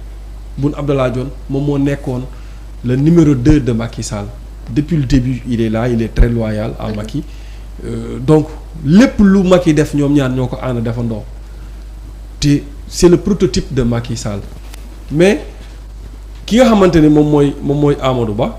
il est aux affaires moom moo nekk en pole position ñoom bi Amadou Ba nekkee premier ministre la ñu waroon a xam ne le choix sera Amadou Ba le choix sera Amadou Ba du moment où Amadou Ba moom moo ñëw aux affaires benn nekk premier ministre ci moment bi nga xamante ni Macky Sall mu ngi waaj a déclarer sa non candidature Macky savait qu'il ne sera pas candidat pourquoi bi mu restaurer le poste de premier ministre il n'a pas rappelé Boun Abdallah Dionne il a rappelé ki nga xamante ni moom mooy Amadou Ba et Amadou s'est fait benn lobbying bu garaaw au niveau national et international lobbying au niveau de la presse pour que mu nekk en pole position donc le choix de Amadou Ba s'est imposé à Macky Sall parce que tey su fekkente ne waa Benno Bokk Yaakaar parce que Benno Bokk Yaakaar du APR kese les ténors de Benno Bokk Yaakaar nee nañu Amadou Ba moom moo mën a nekk le candidat donc Macky Sall ne fera que se plier ci décision bi nga xamante ni moom la Benno Bokk Yaakaar jël pour mën a ànd ci loolu noonu mais parlant des autres ñi nga xamante ni génn nañ benn Mame Boye Diao il est sorti il a écrit son livre Le Sénégal qui vient ça dit beaucoup de choses le Sénégal qui vient commencé naa ko lire jeexagul mais da ngay gis ne Mame Boye tout ce que Macky Sall a fait depuis la magistrature jusqu'à aujourd'hui depuis 2012 ba léegi Mame Boye daf ko sax romb dafa commencé depuis que le Sénégal a accédé à l'indépendance problème yi nga xamante ne am nañ ko nan lañ ko mën a régler su fekkente ne Mame Boye bind na livre bu mel nii pour régler le problème des Sénégalais un livre à l'image d'un livre de Cheikh Bamba Dièye thérapie pour un pays blessé mais tu te demandes fan la Mame Boye Diao nekkoon ci biir gouvernement bu Macky Sall alors que moom jàpp na ne lii mooy solution pour régler le problème des Sénégalais kon xanaa moom bokkul woon ci gouvernement bi fan la nekkoon ba xam-xamam bi Macky Sall wala bokk ba lim bind ci livre bi Macky Sall jëriñoo wuñu ko c'est un problème donc fissure bi am loolu c'était visible ci Mame Boye Diao Abdoulaye Daouda Diallo man bokkoon naa ci ñuy wax ne dafay génn 16h il va faire sa déclaration aujourd'hui mais à 16h oui à 16h il va faire une déclaration mais il va pas sortir tu sais pourquoi amoon na yéen a génn parce que am na benn lobby bu mag bu nga xamante ni ñu ngi woon ci ginnaawam les Arona Dia les Alioune Dembourou Sow les ñeneen ak ñeneen ñoom ñoo nekkoon ci ginnaawam pour mu démissionner génn ber daaraam je voyais sax jamono jooju une coalition entre Abdoulaye Daouda Diallo Mame Boye Diao Boun Abdallah Dionne et Aly Ngouille Ndiaye une coalition bu nga xamante ni dañuy jàmmarloo ak ki nga xamante ni moom la Macky Sall choisir mais coalition boobu c'est avorté Abdoulaye Daouda Diallo ne va pas sortir parce que une pression religieuse moom mooy peser ci comme la famille Tall dañoo am wàll ci ki nga xam ne moom mooy Macky Sall ba pare Amadou Ba bokk ci famille bi moom Abdoulaye Daouda Diallo bokk ci famille bi ce serait mal vu. Donc c'est la famille. Ouais, ce serait mal vu ñu choisir Amadou Ba. Abdoulaye Daouda Diallo génn ber daaraam te la famille Tall duñ ci dox tànk jàmm donc depuis le début ñoom ñu ngi dox tànk jàmm ci lu nit ñi yëgul nag ki nga xamante ni moom moo déclenché li nga xamante ne moom mooy waxtaan bi. moi je le connais donc ñoom je ne dirais pas une pression religieuse mais waxtaan la pour ñaan ko pour mu toogaat et je ne vois pas que lors de sa déclaration à 16h je ne pense pas qu'il va quitter le navire donc waxtaan nañu ils ont arrondi les angles le premier ministre Amadou Ba a appelé Arona Dia waxtaan na ak Arona Dia et je pense que Arona Dia aussi am na benn rôle bu important bu muy jouer ci Abdoulaye Daouda Diallo pour mu des parce que gis nga Abdoulaye Daouda Diallo s'il quitte le navire APR dafay tas parce que APR bu tasul ba tey jii c'est grâce à Abdoulaye Daouda Diallo wax naa la ne la Macky Sall tallu woon APR buggul APR mais lépp ñëpp ñi nga xamante ne tey doon nañu mere Macky Sall muy ay boroomi base wala ay boroomu xaalis wala boroom xam-xam saa bu ñu gisee woon ak Abdoulaye Daouda Diallo ADD moo leen waxtaan ak ñoom pour ñu toogaat APR donc ADD moom moo yoroon APR jusque là te su bàyyee APR dafay tas parce que Macky Sall amatul benn mainmise sur l'APR moo tax mel ne la après 2 ans bu ñu paree élection yi APR dootul defati comme dootul yàggati parce que parti socialiste au moins moom yàgg nañ parti démocratique sénégalais boobu ba léegi ñu ngi dem AFP mais APR su perdre pouvoir bi même su gagné même bu Abdoulaye Amadou Ba gagné élection yi APR dafay tas parce que APR sans Macky Sall dootul dem parce que Amadou Ba a ses hommes yu nga xamante ni bokkuñu biir APR je te donne l'exemple de Doura le gars bi nga xamante ni moom la ñu def l'ONAS en parlant de la nomination à l'ONAS LONASE moom fi mu toll nii jàppal ne yàqul. mais kooku waxuñu ne waa PASTEF la. maa ngi ñëw ci moom damay ñëw ci nomination LONASE bi ba pare maa ngi ñëw ci waa ji xam nga. poste le problème de poste xam nga c'était quoi. dañoo jël benn clientèle politique ñu casé leen fa.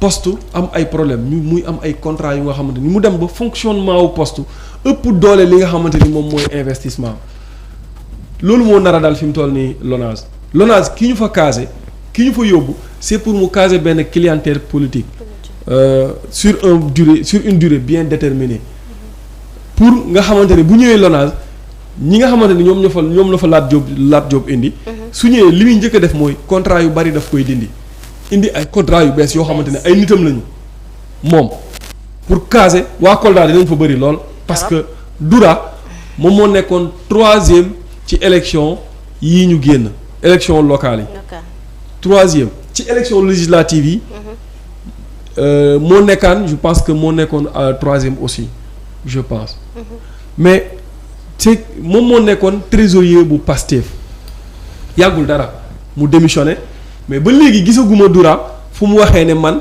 je suis de l'APR wala mu intégré biir APR wala mu intégré biir Benno Bokk Yaakaar donc su fekkente ni dem nañ ba fii mu nekk xaritu Amadou Ba ñu jël ko bokkul APR bokkul Benno Bokk Yaakaar ñu jox ko li nga xamante ni moom mooy LONASE c'est pour non bàyyi na Pastef bàyyi na fa la nekkoon mais dara bàyyi fa la bàyyi mais c'est un sympathisant de c'est un ami et sympathisant de Pastef parce que bi ñu créé Pastef moom moo nekkoon le trésorier général gis nga ñi créé Pastef muy les Mamadou Gueye directeur des domaines ci la bokkoon moom aussi après la berdaaram créé mouvement mais Doura moom man je ne comprends pas APR parce que ñoom ci seen jëmmi bopp génne nañ fi benn documentaire bu ñu def ñu ni bi Ousmane Sonko créé société Atlas ak Mercalex AB partenaire bi nga xamante ni moom nga dégg ñu ne dafa signé Ousmane Sonko da ko signé contrat jox ko xaalis bu bari AB partenaire boobu Abdourahmane Baldé mii la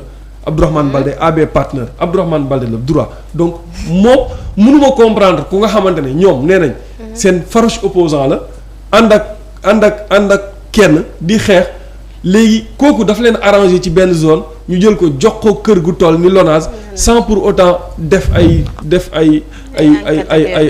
enquête de moralité ak yooyu noonu maintenant pour contrer un leader politique bu nekk Kolda muy Mame Boye Diao j'avais dit que Mame Boye son farouche opposant c'était Doura moom dafa sonal Mame Boye à Kolda mais boo xoolee Mame Boye rawee na Doura règlement de compte la mais Mame Boye rawee na Doura lu plus de 7000 voix yu nga xamante ne rawee na ko ci élection locale yi mais gis nga bu ñu ko doolelee c'est pour que cette zone là muy la zone sud Casamance ak Kolda ak li ko wër pour que Mame Boye Diao bañ fa am dara raison pour laquelle yaa ngi dégg Amadou Ba keroog mu ne am na possibilité puiser ci li nga xamante ne moom mooy électorat Pastef yaakaarewu ko fenn fudul ci Doura ci kooku rek la ko yaakaar parce que bu dee Amadou Ba kese Amadou Ba waa Pastef duñ ko voter waa Pastef au moins mën naa ne mën nañoo voter Mame Boye Diao parce que moom kese ci gouvernement Macky Sall bi moom mosta wax Ousmane Sonko lu ñaaw au moins Amadou Ba mos na attaqué Ousmane Sonko benn yoon mais ci Abdourahmane Baldé képp la yaakaar électorat Pastef boobu noonu mais laissons les choses telles qu'elles sont peut-être bu ñu demee ba ci kanam dinañu gis liy xew mais élection présidentielle yi Sali nekkul waa APR kese nekkul Momo yaakaaroon ne Mame Boye Diao li muy def nii ak ñoom Aly Ngouille Ndiaye yaakaaroon ne commune la ba deuxième tour ñëw ñu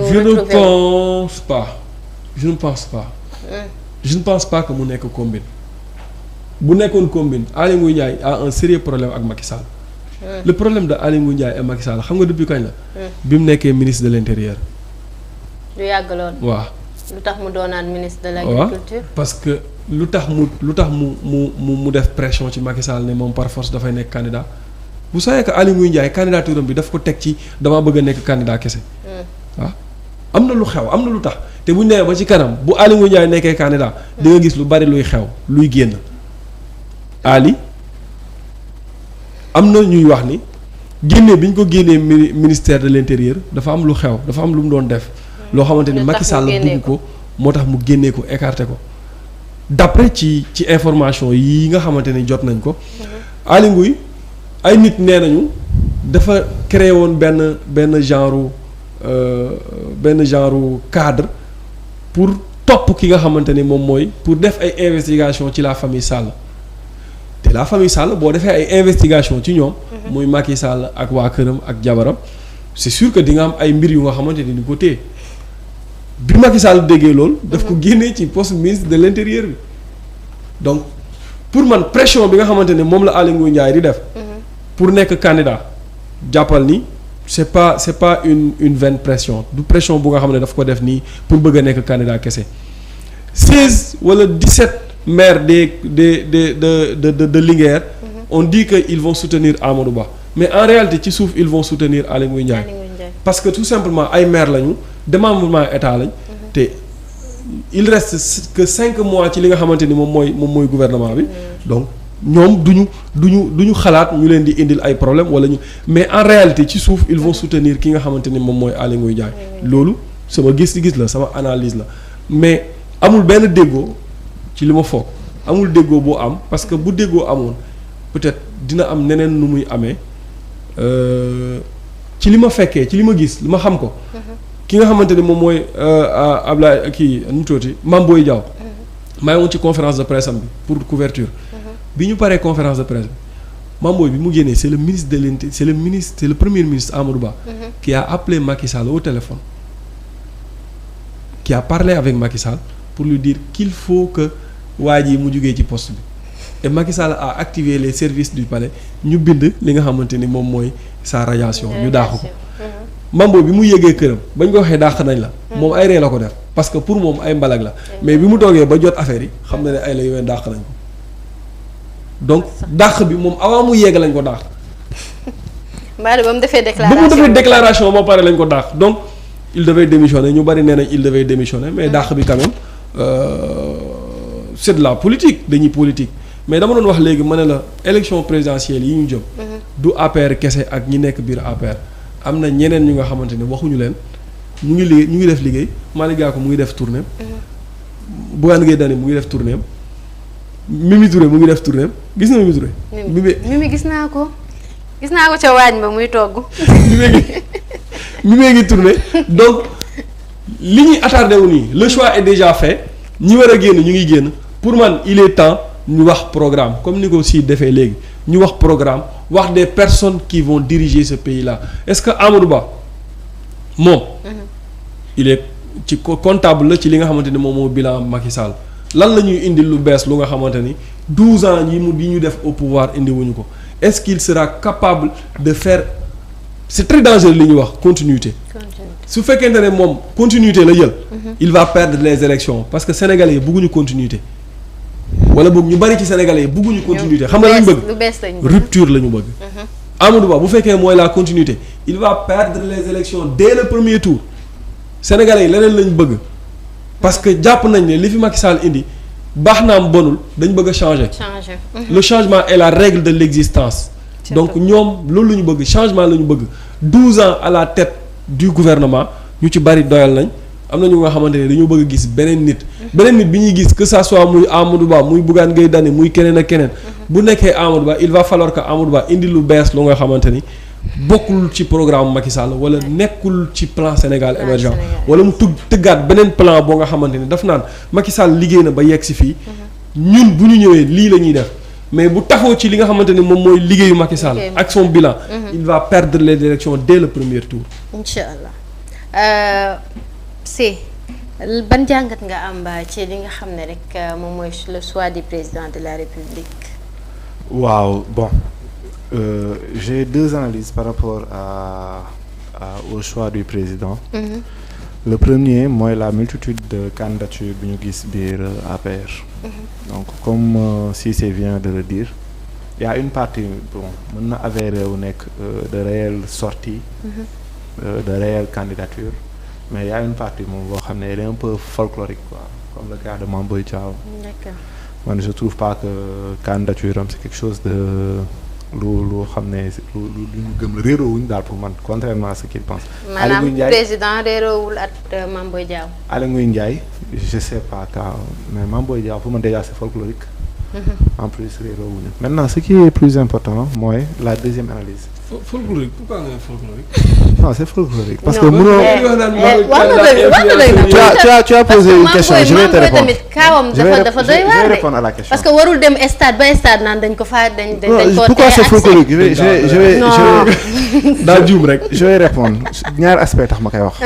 benn bi mënoo nekk sur une partie di liggéey ak nit pendant 12 ans à 3 mois nga génn ne yow lii baaxul yow liggéey indi moo baax pour man c'est extrêmement contradictoire. Deuxièmement 3 jours avant la sortie du président Macky Sall quand les maires se sont réunis pour wax ak Macky Sall on a tous retenu le discours de Mame Boye Diao. Il a dit que ñoom pare nañ waxul sax pare nañ mais ils ont les moyens pour falaat Macky Sall. donc il y a une double contradiction foofu noonu. la raison pour laquelle je dis c'est même pas nekkul sax ci benn ligne bu cohérente donc mënoo ne y a 3 mois ci ginnaaw que yow pare nga pour jàpp Macky waxoo pare nga pour jàppale sax vous avez les moyens de de tegaat fi Macky Sall. et que ku ko gëmul na génn salle bi. tey nga taxaw bëgg na da ngay jàmbaarloo lan nga fi indi lu mu doon def baaxul affaire yi est-ce que c'est logique loolu noonu c'est logique. non pas lu mu doon def baaxul mais mën naa ko joyanti. pourtant toi-même tu viens de le dire ah. da nga ne à travers le livre que tu as commencé de. waaw j'ai lu le livre déggoo ma ne la le livre bi ma xamante ne moom laa nekk di lire nii. moom laa doon ne ma koy lire maanaam Sénégal depuis les indépendances ba léegi nii li fi nekk dañ ko war a changer. c'est pas contradictoire par rapport ak Mame Boye Diao. moo tax ma ne la fan la nekkoon ci gouvernement bi. waaw moo tax ma ne la sa candidature est folklorique il va nous présenter quoi. te je vais revenir sur la deuxième analyse mooy moom sax il l'a dit hein quand on nous parle de candidat de continuité c'est par rapport à quoi parce que su nekkee ci continuité boobu lañ jëm mooy ñun dee nañ non parce que les maux de la société dafa bëri trop sànq ñu ci doon wax jeunesse bu amul liggéey jeunesse bu désorientée bu ñàkk espoir panier ménagère yi nos mamans souffrent mënuñu dem marché ba indi ndugg bu normal quand on nous parle par exemple de politique sociale fii 2 problèmes am na si benn bi mooy dañoo dëpp carte bi c'est-à-dire ñoom social la ñu jàpp ni moo war a jiitu développement au développement ci ngay mën a defee social benn ñaar premier acte social bi nga mën teg c'est pas chaque fin du mois nga jox les parents 8000 wala les 25000 yu ñuy jox yu président di def comme kii social c'est d'abord réduire le coût vraiment ah bourse yooyu baaxul si baaxul si ñaari côté xam nga bourse yi baaxul xam nga baaxul dañ koy def kay nga wàññi mbir yi moo gën je vais vous expliquer après naa la wax lu tax baax na waaw naa la expliquer lu tax baaxul soo demee France dafa am lu ñuy wax les CAF bëri na caisse d'allocation familiale yu mel noonu bëri na ça te maintient dans la pauvreté ça te maintient à 200% dans la pauvreté vraiment li gën mooy nga fexe ba ndaw yooyu noonu ba maire yooyu nga jox bourse seen ndaw yi am liggéey bourse yi récemment lañ ko yokk mais avant c'était 25000 par 3 mois c'est-à-dire c'était 8000 francs le mois récemment lañ ko yokk autrement dit nga wutaloon seen doom yi liggéey moo leen gënaloon nga leen di jox 8000 francs par mois. te amul benn njëriñ. deuxièmement da lay maintenir dans la pauvreté li gën a baax ci social. mooy nga fexe ba wàññi njëg yi.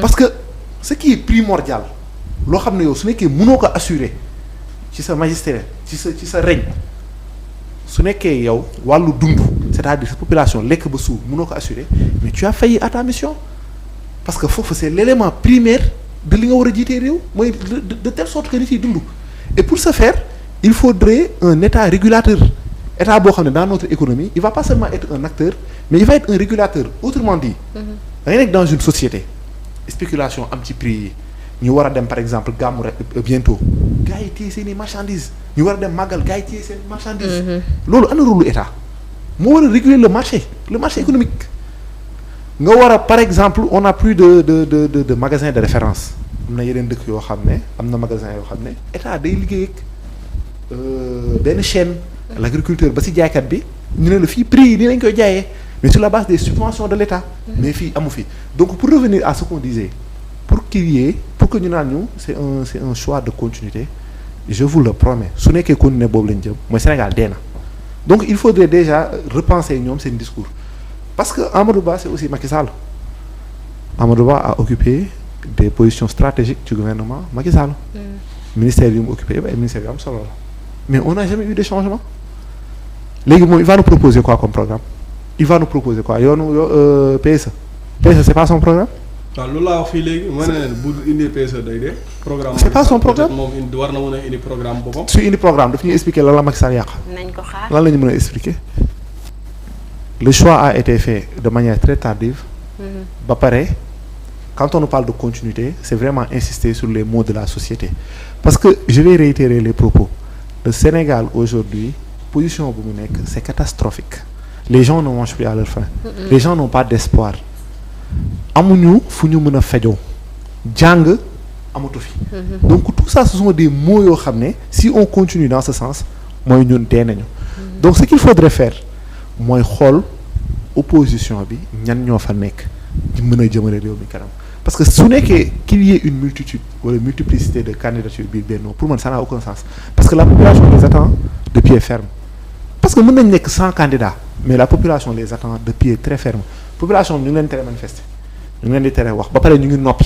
ñu ngi muñaale xaw ma ndax dëkk bi ñoom xam nañ li fi xew mais population bi ñu ngi muñ pour am électricité pour fay électricité c'est un problème pour fay ndox c'est un problème pour lekk c'est un problème salaire yi baaxuñu donc tey jii ñoom ñëpp population bi ñu ngi leen di xaar de manière de pied très ferme donc qu'il y ait 15 candidats ou 30 candidats pour moi c'est du pareil au même la population sait ce qu'il doit faire et attend aujourd'hui le gouvernement de pied très ferme sur la base des urnes nekkatuñu sax di kaas soo seetloo nekkatuñu sax di wax il souffre en silence koo waxtaanal ñu ne la population souffre en silence ñu ngi xaar instant yi les 5 mois nu ñu koy muñee ba changer le mode de fonctionnement aujourd'hui dans nos sociétés donc du am 30 candidats wala 20 candidats ça revient absolument au même population bi ñu ngi toog di xaar ñu ngi xaar aussi les programmes des différents candidats de l'opposition pour pouvoir tànn ku baax ñu jëm ci un autre Sénégal à partir de 2024 c'est vraiment ça la solution. xam nga dafa wax ñaari affaire yu am solo yoo xam ne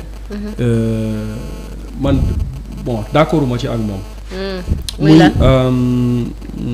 muy li nga xamante ne moom mooy bourse de sécurité familiale benn exemple rek moo tax ma ne baax na benn exemple. bi ma gis te ma di gis ko te ma xam ko bu baax dans notre village c'est à Médina Yoro Foulah.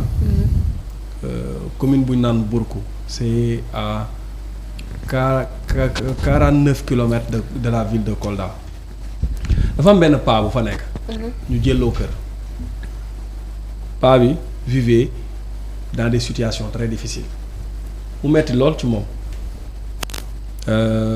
des fois sax borom dëkk wala ñeneen ñi bon ñooy togg di ko dimbale yooyu noonu. moi je lui ai demandé non du ami ay doomu jigéen la am. toolam la yaakaar bu bayee toolam ba tool yi jeex bu ko jaayee yenn yi mu fay ci bor leneen li mu kii ko ci kër yi. ñaari doomu jigéen la am kenn ki sëy na mu des keneen ki. dama ko laaj ndax mun naa jël sa exemple c'est lui qui m'a donné l'autorisation de prendre son exemple.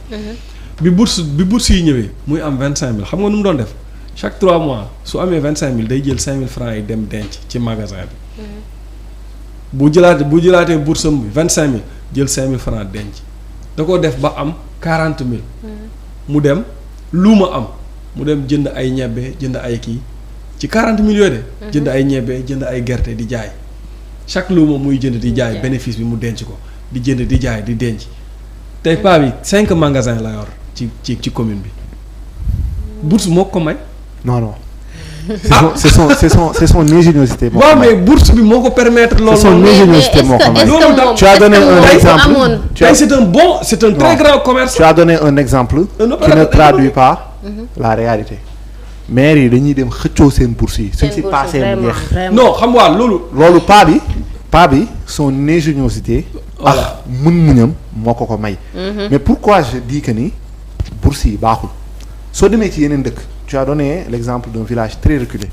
soo demee ci yeneen dëkk da ngay gis ne li am ci capitale bi moo am ci villes yi nekk aux alentours ici Dakar moo fi am yenn affaires yu bëri yi.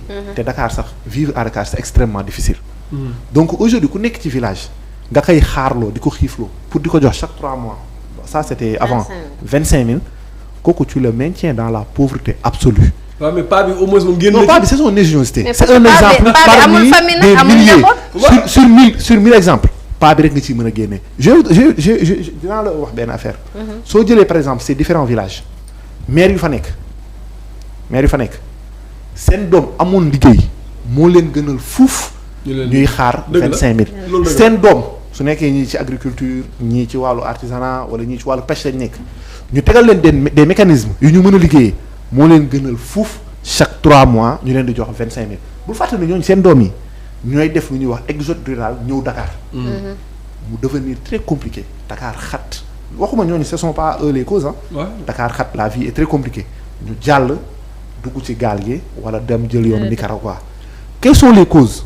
La cause première mooy la pauvreté. Je suis d'accord. Le manque d'espoir. Et c'est pas en donnant à une famille 25 000 par 3 mois que tu vas l'aider à se développer. Tu m'as donné un exemple nag qu'il faut saluer. Il faut saluer vraiment le courage ak la capacité ak l'ingéniosité bi paa bi am. Mais c'est un exemple qui ne traduit pas la réalité. D'accord. Moi je connais dafa def ay sacrifices sax. je connais beaucoup de mères de famille wala beaucoup de pères de famille yoo xam ne qui attendent avec impatience les 25 000 par 3 mois. Imaginez 25 000 par 3 mois. kooku muy dee. te ñooñu noonu te 25 000 ñooñu noonu les mêmes mots yu ñuy dajale. marché boo fa demee mu jeex. soo leen jëlee nga defal leen ay consultations wéruñu. li ma la wax du caaxaan de récemment il y avait des consultations gratuites biir Parcelles mais à 7 heures du matin la queue bi ngay gis. gudd na benn péru gudd boo xam ne 7 heures nga wax 6 heures. yow da ngay tiit da nga naan en fait nekkate suñu papa yi ñun ñëpp ñu ngi soo xaalee ay téeméeri feebar te xamuñu ko.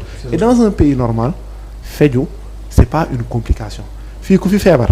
je te promets ku fi feebar dee nga gën a jege. que dund. Et pourtant la santé à côté de l'éducation reste un élément fondamental ci di gouvernement bi wala ci ñi jiitee war a jóg. Donc aujourd'hui pour revenir sur wàllu social bi may wax il faut d'abord un développement pour ensuite jublu ci wàllu social parce que développement mooy financer social financer le développement te pour ce faire il faudrait aider les jeunes c'est-à-dire les enfants de ces différentes personnes yi ngay jox personnes âgées yi ngay jox ay bourses nga jàppale seen doom yi ñu mën a liggéey nga tegal leen ay mécanismes yoo xam ne suñu feebaree dinañ mën a faju suñu maintenir cette continuité les bourses familiales je te jure nos parents dinañu dee. D'accord. Je suis d'accord avec vous. Je suis parfaitement d'accord avec vous ci 25 c'est-à-dire mu tënk. waaw donc beneen. waaw lii mu doon xam nga lii mooy torture. dictature ci plateau bi. elle a bien géré mais continue. non mais affaire dictature yi mooy wax mu tënkal. waaw tënkal xam naa heure mooy waale. tënkal rek nag dañoo dese benn point heure gi lañ mu jot. donc beneen bi mooy le cas de Mame Boye Diao c'est-à-dire Mame Boye Diao mi ngeen di jël ne ñu ci bari même ba ci pouvoir bi ñi ànd ak moom sax. dañu naan c'est le candidat des influenceurs candidat folklorique. deal la de. non je ne vois pas le deal man. man j'ai jamais dit que ni c'était le candidat. non folklorique bi nga wax. Pourquoi c'est folklorique? Bossuet il disait Dieu rit ceux qui déplorent les effets dont ils chérissent les causes. On ne peut pas critiquer une chose et favoriser la même chose mënul nekk. non mais Mame Boye xaaral man j'ai écouté son discours. waaw. Je suis pas là pour lui. Donc toi tu te bases sur son discours. Non yow ci discours récent j'ai écouté son discours. ba pare maa ngi lire livre bi pareeguma parce que man ku bind livre dama koy lire. waaw ay Cheikh Bamba Dièye ay Ousmane Sonko ku bind livre ci Sénégal dama koy jënd dama koy lire su ma ko mënee am saa ma jënd ko ma am ko su ma ko mënee jënd ma jënd ko pour ma lire ko. C'est bien parce que pour man il faut que bu may wax ci nit ñi wala seen programme. il faut nga xam liñ bind. Bougane na gisaguma livre am kii lu mu tuddati. ñu ngi si. mais Mame Boye dans son discours daf naan la c'est-à-dire dafa am benn reconnaissance bu mu am ci Macky Sall mi ko propulsé au devant de la scène mais daf ne li mu def baax na mais dafa am fu mu yem. donc foofu mu yem noonu pour moom Sénégal war na dépasser foofu noonu. mais y a 3 semaines dépasser fa. mais y a 3 mois. xaaral maa ngi ñëw ci 3 mois yi pour mu dépasser fa il faut ñu teg lii ak lii ak lii il y a 3 mois ñoom seen objectif c'était que Macky Sall nekk candidat. donc moom chaque 3 mois objectif am day changer quoi. donc kii donc. non donc bu militaire Mame Boye Diao. j'ai jamais dit que vous étiez militant Mame Boye Diao aussi. damay bañ nga yaakaar ni. mais il y a 3 mois ñoom ci seen jëm bopp man je suis contre la limitation des mandats en Afrique. parce que pour man moom moo ñu indil problème bi ñu am. je peux être d'accord avec vous. am naa beneen mécanisme pour man. je suis pas d'accord avec vous, je suis d'accord. mais pour le cas de Macky Sall j'étais pas pour que mu def une autre candidature vous savez pourquoi. parce que daf koo bind wax ko. kër gi ay nit nekk fi ay kilifa diine ne fi. je suis d'accord mu bind ko wax ko. au-delà de la constitution ak yooyu noonu mais daf koo bind wax ko donc xamoon naa ne man du def troisième parce que plateau bu ma toog dama naan leen Macky du def troisième mandat loolu laa mos a wax mais ñoom dañoo jàpp ne mënuñoo am beneen candidat ci ñoom bu dul Macky Sall ñu def politique jël xaalis bari yàq ko ci investiture. naan Macky Sall mooy suñu candidat ba léegi xaalis boobu mënuñoo wax fan lañ ko jëlee ak lan moo tax ñu def ko. ñu def ko yàq xaalis di def ay investiture Macky Sall ne leen du ma candidat dès lors mu ne du ma candidat nag ku ci nekk say ambition réveillé yow. ñoom ñëpp ku ci nekk say ñoom chaque 3 mois say ambition réveillé je pense que daal il faudrait mais 2 secondes rek il faudrait voir candidat yi njëriñ bu ñu amal la population. surtout en toute honnêteté je ne vois pas ban njëriñ objectivement jamono ji la amal la population. par exemple notre candidat nous ak loo mënti wax. tibb tànk rek la fi nekkee. non il a fait une chose qui est très deux choses qui sont fondamentales. La première mooy on n'a pas toutes les configurations au Sénégal pour créer une entreprise. Cela montre que ni il a la capacité de gérer à gérer une boîte. Il l'a montré sur la base de son empire. Deuxièmement, la chose la plus fondamentale te dëkk yëpp loolu la ñuy wër mooy quelqu'un qui est capable de créer de l'emploi même si su nekkee benn la. Vraiment.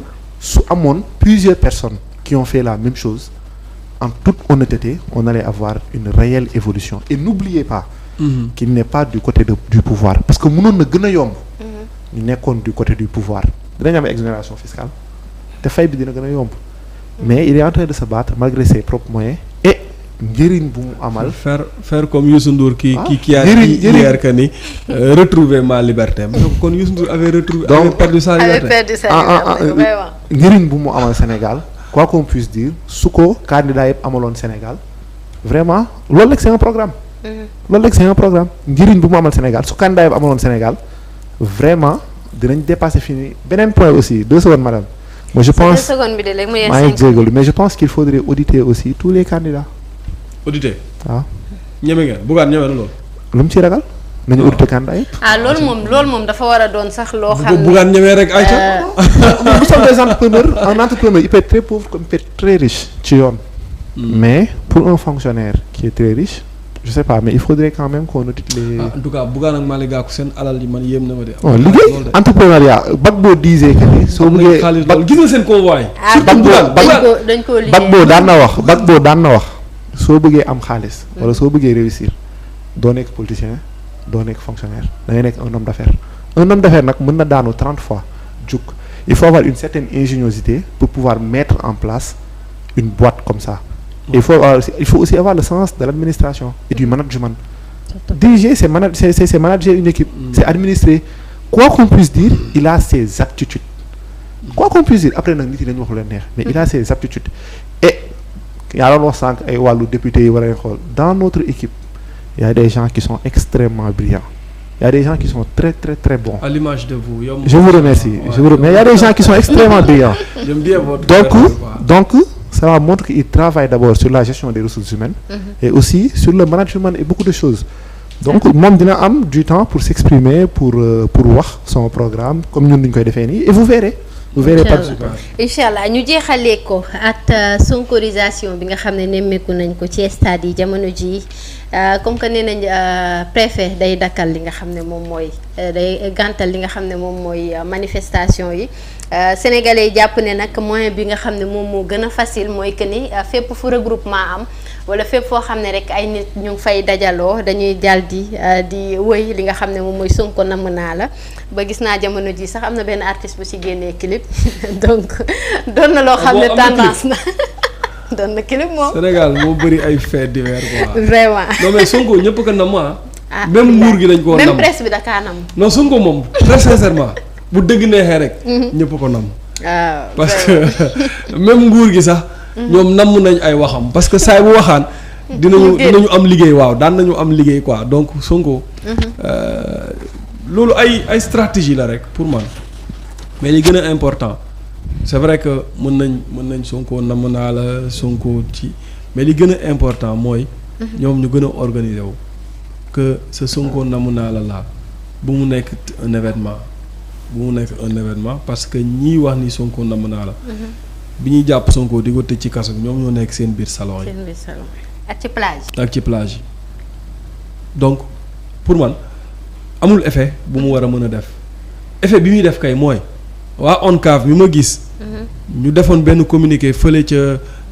xaw ma ban Fatick la xaw ma. pour wax ASC yi ne leen seen supporters yi. nañu bàyyi woy bi ñuy woy Sonko namm naa la ak yooyu noonu c'est-à-dire nañ arrêté politisation. mais écoutez c'est pas les ASC.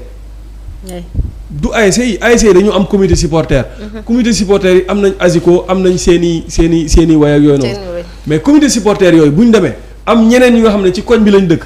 wala ci zone bi lañ dëkk. dem stade ba fees. bu ñu woyee Sonko namm naa la kan moo ci mën dara. non loolu mënoo ko tere stade sax. mënuñu ko tere donc bu mu nekk événement pour man ci ñoom bu ñu ko teree dañuy indil problème ñun ñi nga xamante ne dañuy yëngatu ci nawetaan jàpp ni nawetaan yi dañ ko war a gën a dooleel war ko gën a jox gëddëm war ko gën a encadrer beneen bi mooy que Pastef ñu xool beneen stratégie pour xool nan la ñuy demee élection même bu fekkente ne dañuy am un numéro 2. wala ñu fekkente ne dañu xool un Bougane wala un Malick Gakou wala quelqu'un boo xam ne ñoom Ousmane Sonko wóolu na ko waxtaan ak moom ñu jàppale ko pour mu mën a gagner élection yi parce que am na yenn stratégie yoo xamante ni suñ ko tegee boo moytuwul dañuy dugg ci piège bi nga xamante ni moom la nguur gi bëgg. bul fàtte ni jamono yële weesu ñi nga xamante ne ay ministre lañ wala ay député doon nañu wax naan il est risqué de faire une élection en 2024. il est préférable ñu pousse ko may Macky Sall 2 ans ñu préparer ay élection yaa ngi fàttaliku. waaw ci schéma boobu noonu juguñ ci ba tey.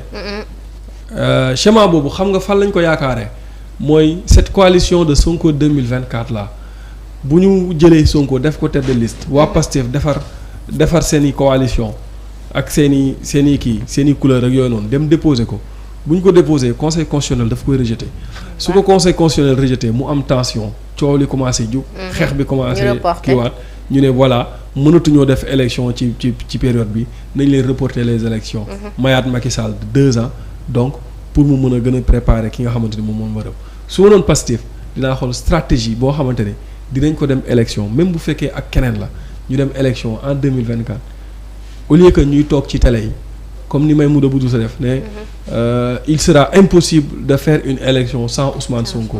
Ousmane Sonko a un électorat kenn du ko bañal boo xamante ne pour man képp ku fexe ba électorat boobu tafu sa wet rek. tu gagnes les élections ça c'est indéniable loolu la ko yàlla may dañ ko koy nangul. mën nga d'accord ci discours am mën nga bañ a d'accord ci discours am mën nga d'accord ci ni muy doxalee wala bañ a d'accord ci ni muy doxalee mais am na électorat boo xamante ni moom la ko yàlla may. te électorat boobu noonu képp koo xamante ni yàlla def na électorat boobu noonu waxuma la 100% mais 30% voté la mun nga gagner élection yi donc ñoom nañu xam li ñu am li nga xamante ne dafa dispersé ñu regrouper ko. xool un candidat bu ñu àndal dem élection fekkee bëgg nañ gagner élection yi. mais bu ñu attardé wu ci ay futilité ay chanson ak yenn ni mel c'est très beau nag parce que way la boo xamante ne pour man. dafay wane sénégalais namm bi ñu namm Sonko sama doom moo xam ne day toog ba guddi reporter bi nee na ndax joueur yi dafa am ko ci tudd Sonko sama doom day 3 ans la am ñetti at day tëdd ba guddi yeewu dama papa ma ne ko mu ne ma namm naa Sonko ma ne ko foo xamee bu Sonko bu ngay nam yaayam ne ma yow ak ni nga sonalee Sonko sa doom namm Sonko ma ne ko njuuma la moo ma jaaxal naa ko moo ma jaaxal doy na waar voilà si Sonko namm naa la bi xam nga une population a toujours besoin voilà manifeste toujours li ñu koy tere on a vu au début on a parlé de manifestation yu ñuy aaye yu bëri donc ça a créé phénomène bi am au sein des stades au sein des regroupements même peut-être yu gouvernement bi di def donc c'est la population a toujours besoin de wane li muy xaw a ressentir quoi maintenant c'est l'effet H c'est-à-dire comme li nga wax xale bi il n'a pas compris lu xew mais dafay topp la mouvance mais une bonne partie de l'opposition ils ont vraiment créé des choses dañoo ñëw indi benn type d'opposition bu bees ku ci mel ni le président Ousmane Sonko ku ci mel ni le président Bougane Gueye Dany ils ont vraiment révolutionné l'opposition nu muy doxee ci wàllu Sénégal mais pour revenir à monsieur Cissé lu mu wax Pastef je pense ils savent que ni il faut d'autres alternatives je pense que ils le savent donc xam nañ ne il y a une très très très forte chance pour que le Conseil constitutionnel invalide la candidature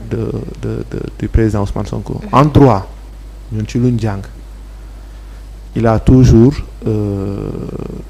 éligible il a toujours ses droits civiques qui lui permettent d'être candidat. Maintenant notre volonté diffère de celle du gouvernement parce que ñoom ñoo am les cartes en main. amuñu chance nag parce que suñu législation moo tëggu de telle sorte que ñoom am nañ doole bi ñuy valider wala invalider ay candidatures mais c'est eux aujourd'hui qui détiennent les cartes et c'est eux qui ont la souveraineté ce qui est contradictoire parce que la souveraineté normalement ci peuple bi moo ko war a détenir te peuple bi mu ngi koy des fois manifester comme affaire yooyu yu mel noonu et tout mais ñoom ils savent en pleine conscience que ni il faut une alternative maintenant nous sommes toujours pour une élection qui est inclusive pour que tous ceux qui souhaitent être candidats et qui remplissent les conditions vraiment soient des candidats que ce soit Ousmane Sonko que ce soit Khalifa Sall que ce soit les Boun Abdallah Dionne le camp de l'APR l'essentiel mooy nañ ko def ci wàllu transparence de manière très transparente nañ ko def aussi ci jàmm parce que tout le monde sait aussi que ni su coow amee c'est un moyen wala c'est un mécanisme qui pourrait permettre à décréter un état d'urgence wala affaire yooyu pour mën a repousser les élections je pense que les Sénégalais ont compris c'est la raison pour laquelle ils évitent aujourd'hui une certaine violence ce qui est déplorable d'ailleurs mais ils évitent cela et lépp ñu ngi koy def ci passivité quoi ci pacifique de manière pacifique aujourd'hui nag bon la jeunesse soo leen teree benn affaire ils trouvent toujours un moyen pour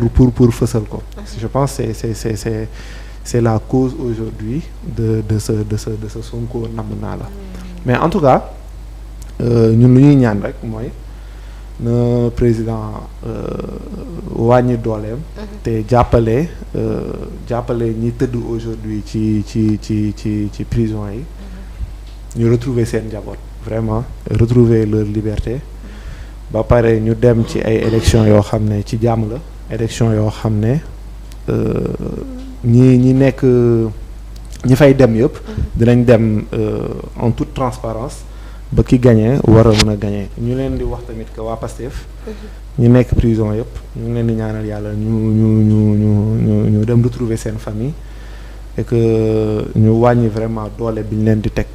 Il y a aussi une autre personne boo xam ne man quand j'étais étudiant man je le suivais beaucoup vraiment il m'inspirait beaucoup quand j'étais en France je pouvais rester des heures à regarder ces émissions nit mu nekk nit bu bari xam-xam ba pare nit ku yaru qui s'appelle Cheikh Omar Diagne je le connais pas je l'ai jamais vu de ma vie nag mais c'est une personne que j'admire beaucoup c'est une personne boo xam ne motivé na sama recherche yu bëri même sama thèse ci li ma koy bind en grande partie bi may def ay deuxième troisième la ma ko doon suivre ba mu orienté ma ci donc maa ngi koy ñaanal aussi mu retrouver waat la liberté retrouver waat aussi sa famille di ñaanal aussi ku mel ni ñoom Nit Dof ñoom Abdou Karim ñoom ñëpp Bassirou Diomaye Faye Fadilou Keita ñoom ñëpp ñu retrouver waat ainsi que tous les détenus qu'on considère comme des détenus politiques ñoom ñëpp ñu retrouver waat seen famille retrouver waat seen liberté ñu àndandoo ñun ñëpp vraiment dem ci élection yu transparente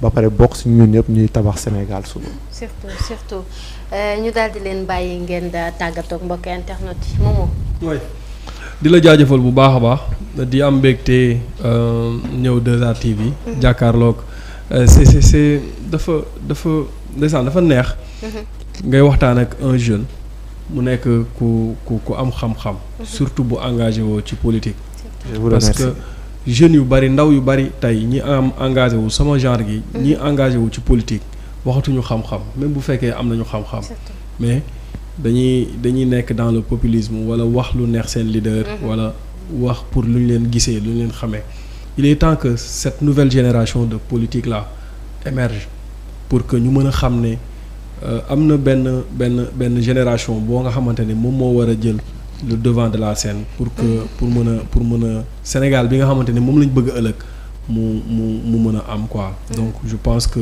foofu la débat bi war a nekkee débat technique la fi indi waxtaan xam-xam wax na fi loo xam ne xaw ma ko. donc sincèrement donc ñii dañ leen war a gën a may promotion pour ñuy gën a mën a wax seen gis-gis ci ni réew mi di doxee.